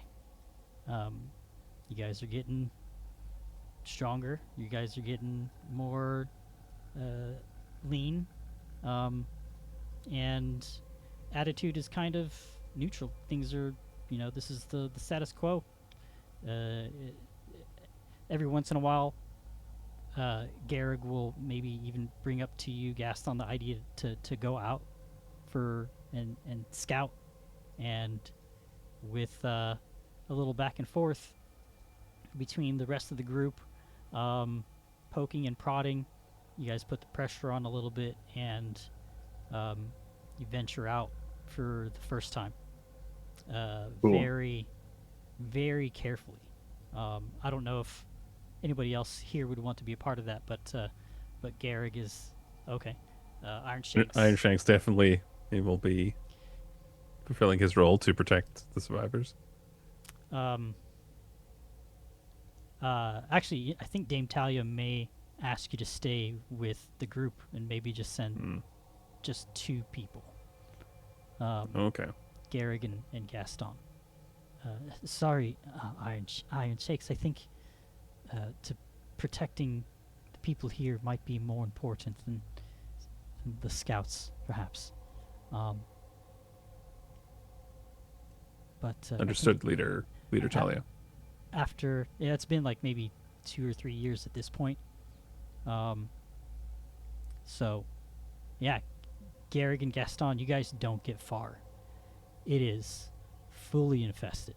All of US Hope. It's overgrown with wild brush, and you could throw a rock and you'd hit a zombie. You guys don't spend a lot of time out there, like maybe 10 minutes at most before even coming back. Just out of fear of attracting any of that horde, right? But Mhm. Dame Talia deems this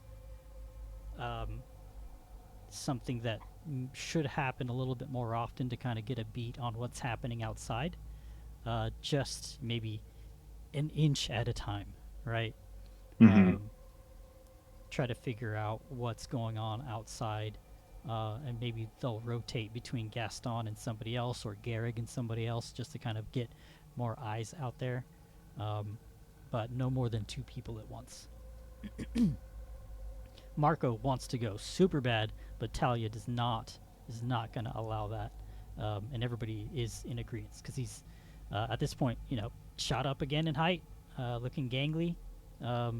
He's still got that baby face, but he's a teenager now.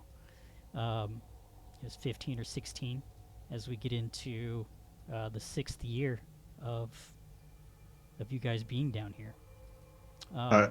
I do want to say one thing here, if possible. Sure. Yeah, I'm probably one of those scouting missions with Garrick where it was Gaston and him.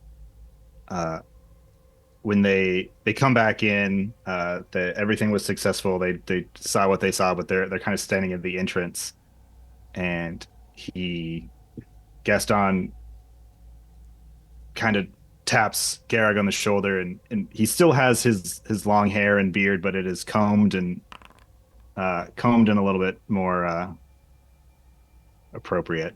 It's manageable, but he turns and he taps Garrick and says, just hold on a moment.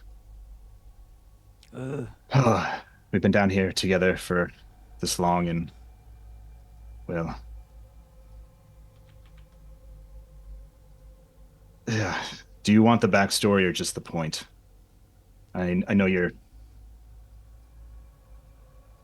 not one for words. Spit it out.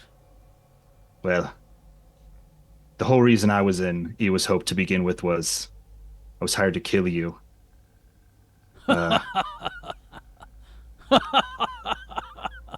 I know. You can laugh all you want. This is the first time in the 6 years you've known him to do a belly laugh like that. Like his eyes kind of well up with tears, and he claps you on the shoulder to kind of hold himself upright as he clutches his own belly. You were sent to kill me. Oh, that's throws him Rupert or Gaston so off guard that he's like, "Well, I was going to try, suppose." Oh, it makes sense. It makes a little bit of sense now. The way you were acting. I thought it was strange all those years back. Yes, well, I mean, it's a strange town, and I was under strange circumstances, I suppose. But Yeah. Well, anyway, I would have knocked your fucking block off.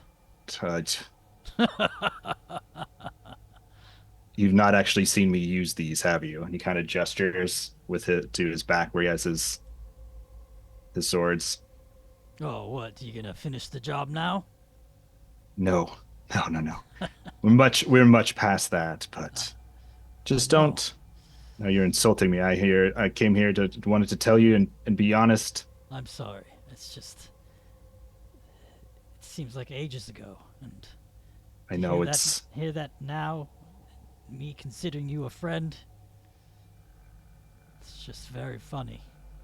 We are friends. What's the word? Hey, Ironic. yes, I suppose. Well, we've been down here so long.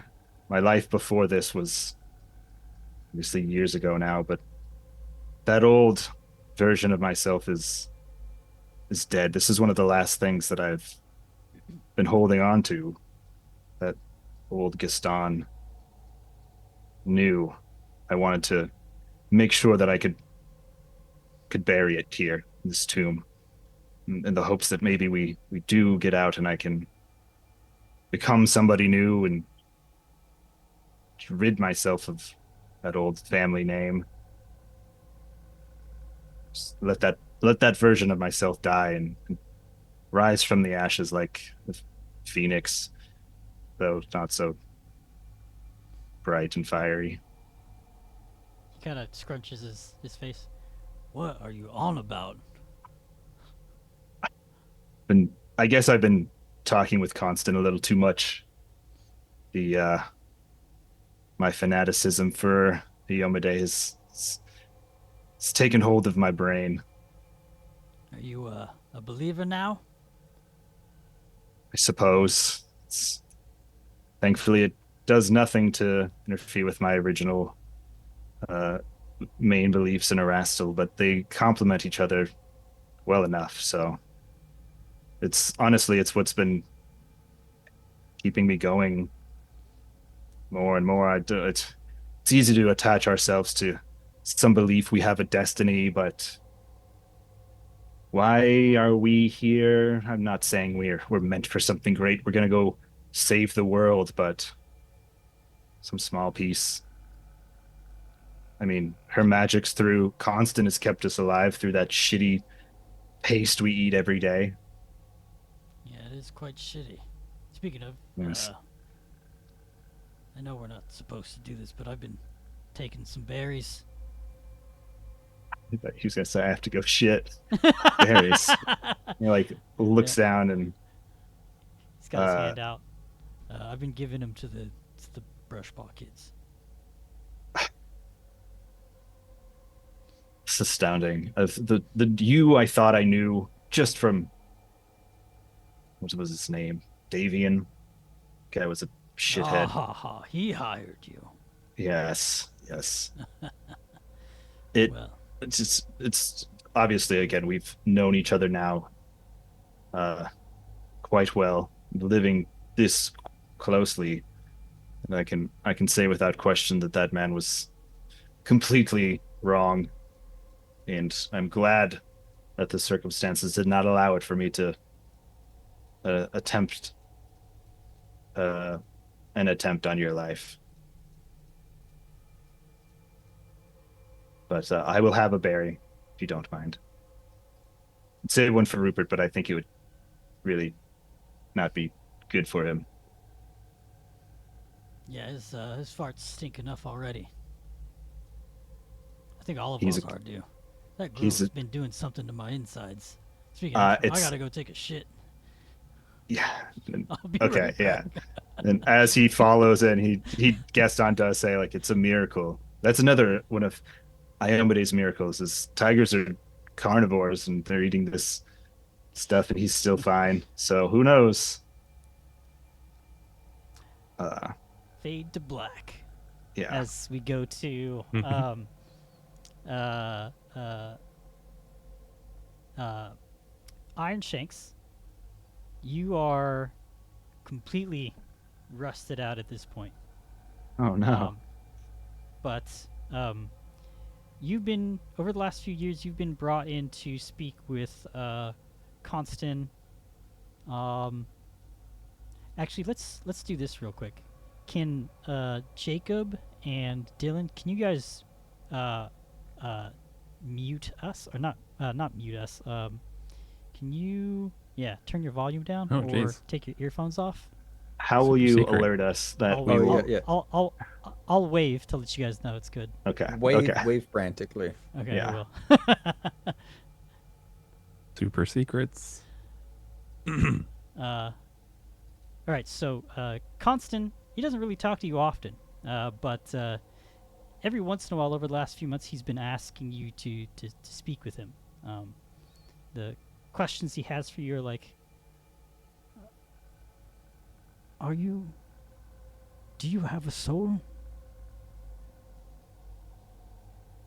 I'm unclear on that. He'll cast some like identify spells on you to try to get an idea of what you are and how you are to be. You're not entirely sure why, but he'll say, "Were you sent here by the Inheritor?" I was sent here by Sir Nalith. He ordered me to protect the survivors. Ah, well. Sir Nalith's sacrifice was... Kind of quiets for a moment and then kind of shakes his head. Well, if Sir Nalith was the one that sent you, then I believe you to be trustworthy enough for this. I have an order to give you, Iron Shanks. Are you prepared? Understood. Yes. And then from underneath his robes, he produces this this small brass key that has a ruby inset into it. He says, "I was Sir Nalith's second as a Crimson Keeper. That may not mean anything to you now, but as I was his second, and he is gone, that makes me the first, and in need of finding a second. And coming to know you over the last few years, I believe I can trust you with this." And he takes it off of his neck, and he hands it to you. Okay, I'll examine it. What is the purpose of this key? I deem you now my second, as a Crimson Keeper.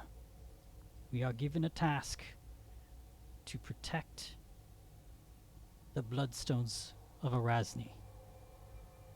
Here, in this crypt, lies her lung.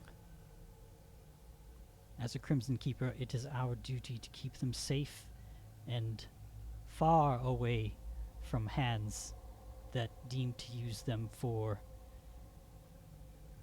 evil deeds, I suppose. If I happen to pass, it would be up to you to protect the Bloodstone. Each of these canopic jars contain a piece of Erasni, and they require our protection. Do you understand the task ahead of you? I understand. While we are here, this is the safest place. Yes. But, Understood. yes, if anything were to happen, I've deemed you trustworthy, honorable, and quite logical, I suppose. I think you are a good fit for this role, Iron Shanks. Though, can't say that I'm a big fan of your name. Doesn't really roll off the tongue, but... Anyways, I digress. Kind of nods. I guess that's all. I'm not sure how to speak to you, because, well, anyways, he kind of stumbles over his words. And, do you have Understood. any I will. questions? Where is the ruby located? Crimson. It is here in my room. And he points to a hidden cache. It's like a just beneath a stack of like a removable floorboard of sorts. It's been here for ages. It was actually Sir Nathan I's job to make sure it stayed protected. If something were to happen here, we would need to return them to the rest of the Krinsman keepers in the town of Velumis. That is our order. Understood. Kind of nods. I have no additional questions. I'll open the door and kind of wait for you to get out and follow after. Nod and head out. Seems frantic. Give him the signal. Give him the signal. Yeah. Wave frantically. The bat signal. Okay. Over the course of the 6 years, you guys have noticed that Dame Talia's health has been declining. Also, the coughing fits have become more frequent, and it seemed that anything that Constant can do to alleviate that just wouldn't.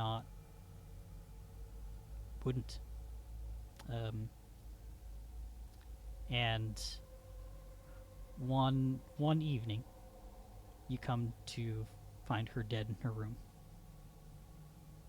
Oof. Who finds her? That's a good question. Constant. I think Constant would find her.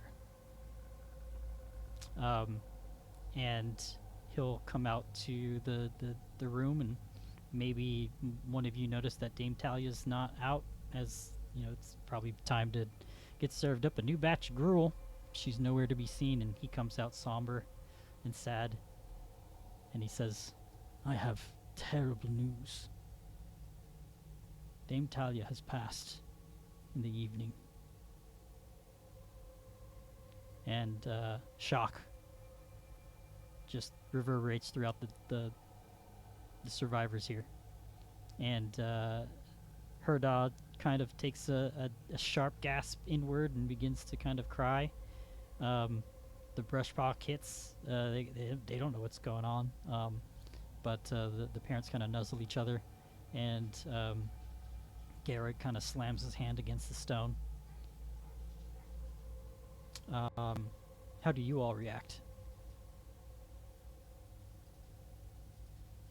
Gaston is, by this point, has been reinvigorated and is more positive with everyone interacting, and so he's out in the main group with everyone, and vision him just like wide-eyed and jaw open a little bit, kind of turning his head, and it's like thinking and processing, and hangs his head down, snaps his fingers a couple times, and Rupert comes over and he just starts like petting Rupert's head and just keeps his head low and listening.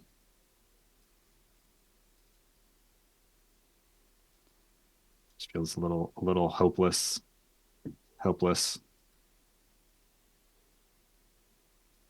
Rockbell's like, what do you mean she's dead? She's not. I don't understand. How did this happen? Constant just kind of shakes his head. I think it was just her time to be called. You all realize now that she was old when she came in here. She's like in her 70s already, and another 6 years in this kind of environment. You're kind of surprised that she lasted this long, but she had been the one who guided you all unfailingly for the last 6 years here, and you know she was a staple.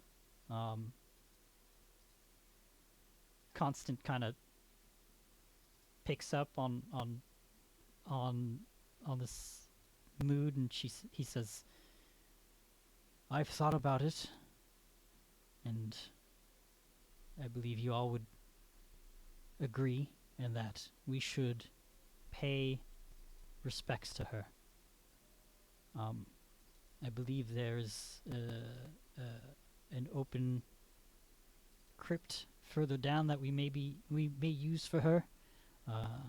There's extra coffins, and I believe we should take this time to lay her to rest here in Mordesha's crypt. And everybody kind of nods and murmurs and kind of clearing tears from their eyes.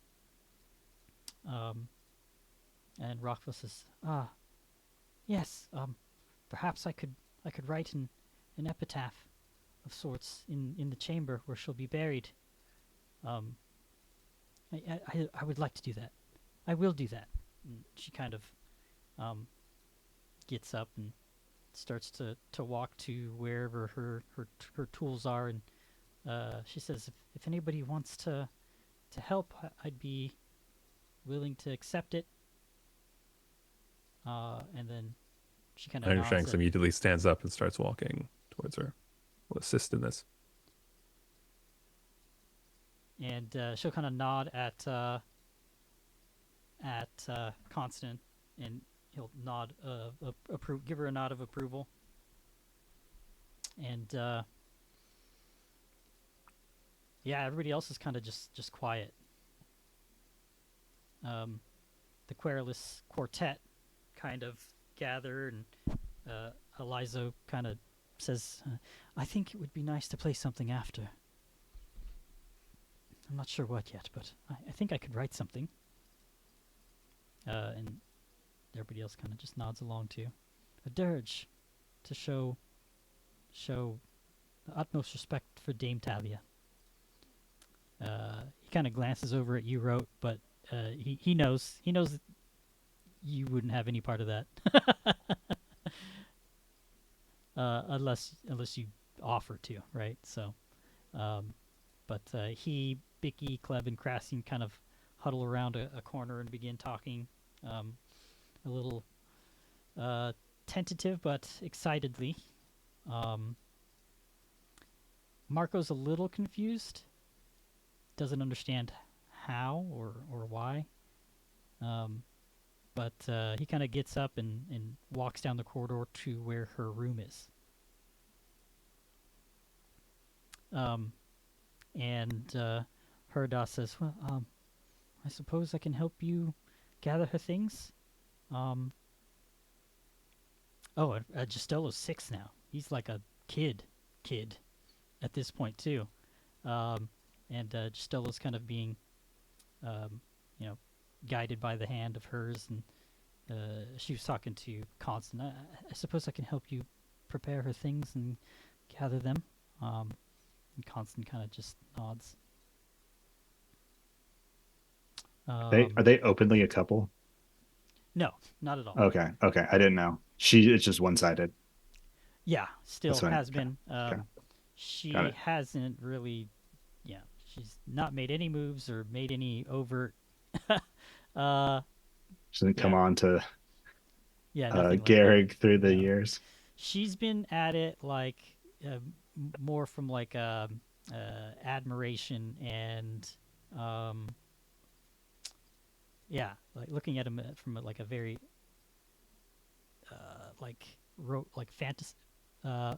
fanciful kind of way. Yeah, like on a pedestal a bit. Yeah, Forgive yeah, me, exactly. Father, for I have sinned. But yeah, what's going through Rote's mind? What's he doing in this moment? Gaston. Rote, I think, has sort of come a full journey, right? Rote is a very bright individual, but has always been small. Rote has finally come into himself thanks to Dame Talia, but because of how much time he spent with Dame Talia, I think Rote realizes that, he's noticed her coughing. He's noticed the coughs get worse.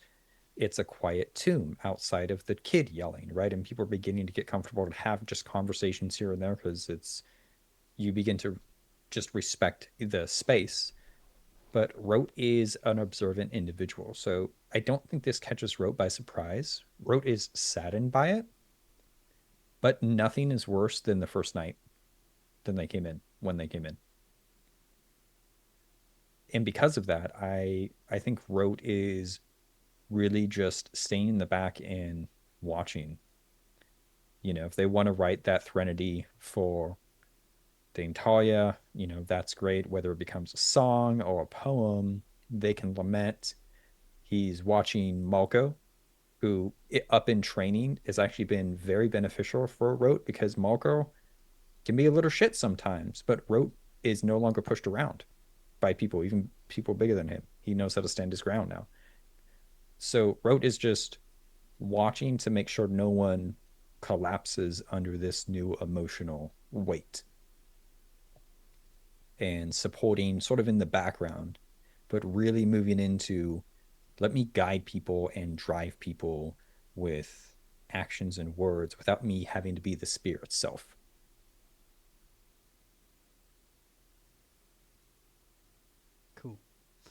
Cool. I got goosebumps. Right. Well, Gaston, anything else going on? Following after Rockville, or? No, I don't think he would help with that. I think he would, over the last little bit, again, since their interaction where she walked in on him holding a knife, that whole thing, he's confided in her a lot, and she's helped him through a lot of his past and bearing that, becoming a new person. So he's also not like shocked by this.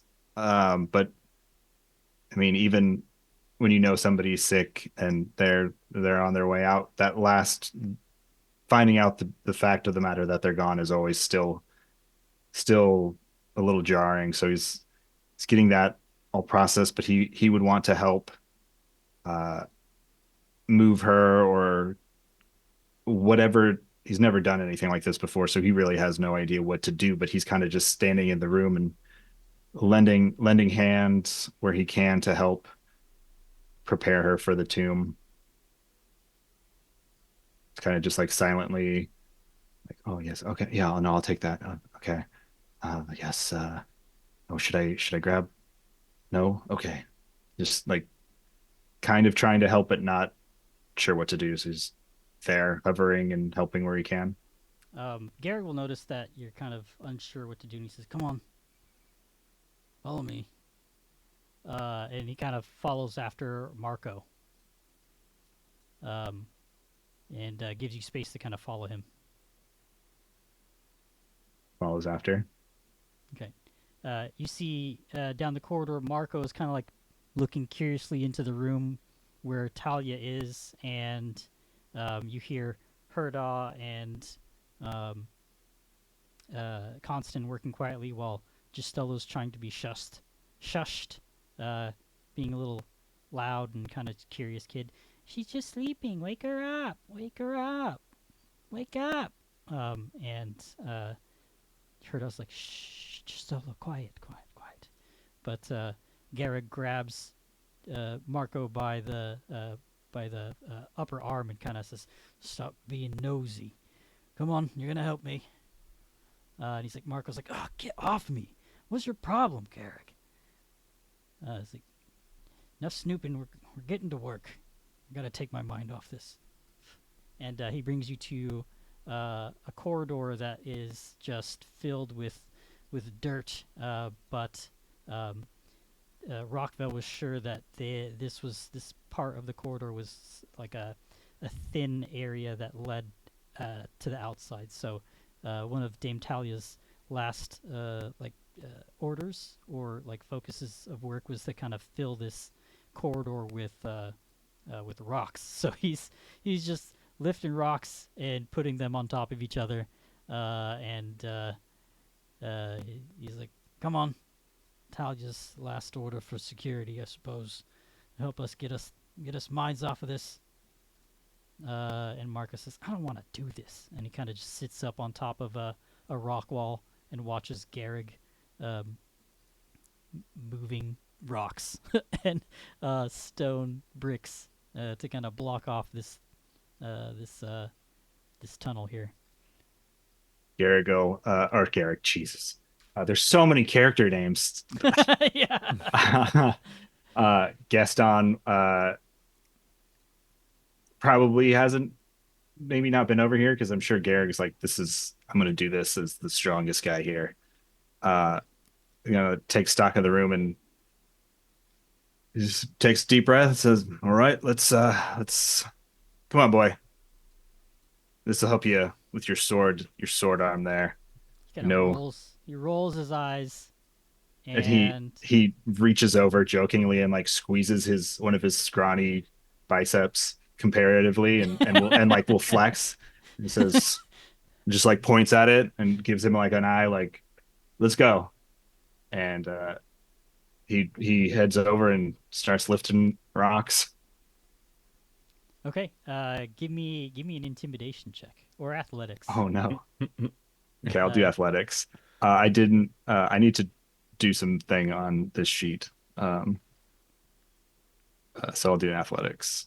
Blind, or can I see what I? You can see. All right. All right. Marco kind of sighs. Like, Oh, nice. 18 on the die for 25. You thoroughly shame and embarrass him, and he starts to work with you guys. And why don't you? We'll kind of cut really quickly to Rockville and Ironshanks. She is. She's actually followed shortly after by the Brushpaw families. It seems like they're there to kind of help you two, but the kids are getting in the way more than anything. It seems like they don't quite understand the gravity of Talio's passing, and both the parents are having a hard time containing the children. And Rockville's like she's like deep in thought as to what to write here, and she keeps getting distracted. But yeah, it's basically a small sepulcher, and there's already a sarcophagus that's been selected and emptied out and cleaned of dust and debris. And yeah, she's kind of considering what to write here.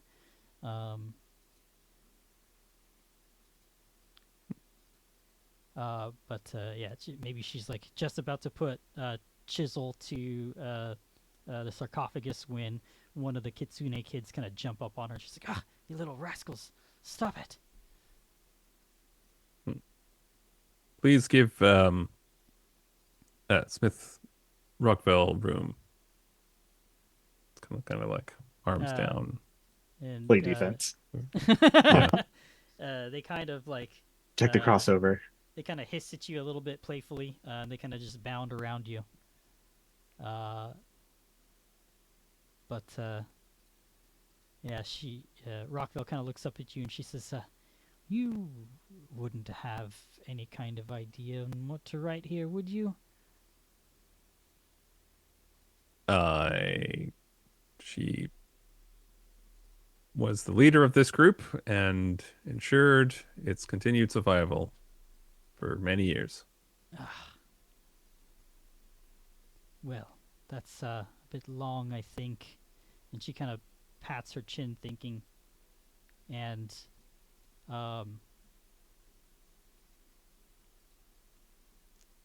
she just does not know what to write. Well, perhaps I can do. Well, I don't have the book on Iomade. Maybe I could go get that real quick. That's what Tim is trying to do without jumping out of the screen here. Max Viomade.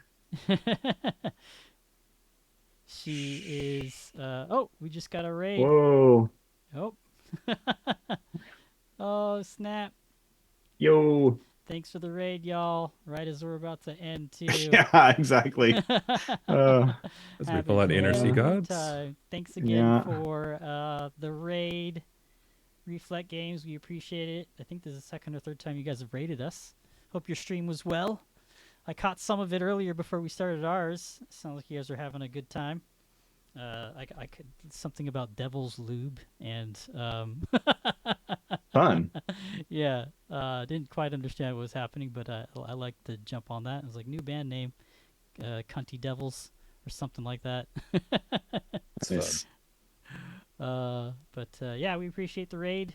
We will be ending very shortly, though. You caught us at the tail end of a very tragic moment with one of the group's NPCs passing away of old age after being stuck in a crypt for 6 years together. Small group of survivors. Yeah, and thank you for the follow. That the rat that didn't. That's a good name. We have a Yosoki player here right now, Rote, played by Jacob. Hello, hello. Give you a cool little picture of him here. Little rat folk. Not quite sure what his class is yet. It's been made very obvious. Obvious for some, maybe. If you're I mean, yeah. We'll get there. Color guard. Yeah, but because you're catching the end of it, check out our VODs here on Twitch or on YouTube to catch up. This is our 4th episode, so you could catch up fairly quickly, I imagine. We're playing through Paizo's adventure anthology known as Claws of the Tyrant, starting off with the Graveland Survivors adventure where everybody's level 1 and trying to survive a hellscape of undead. I took a little bit of creative liberty and started off with a bit of a prologue to get to know the NPCs that the party here is surviving with, and we're actually jumping fully into the adventure as written from this point forward. So catch up anywhere on our YouTube, join our socials, and all that fun stuff too. And yeah, I think we're just going to cut it there. I'll probably going to raid somebody else, though, just to pass the love along. So before I do that, though, don't forget to Live by the die die and die by the die. Surprise! Yeah. It's our little call off. Ugh. I have something for the epitaph tomorrow. Or Oh, do you? Let me get back. Tell us Yeah. about the epitaph for Dan Italian. if Rockwell is happy to do that, he'll just stand there and be silent and then say, "She was born with a sword in hand," which Rockwell may remember as a Iomedain in aphorism. Cool. I like it. Rockville will respond next week to Huh. that, but I think she'll like it. We're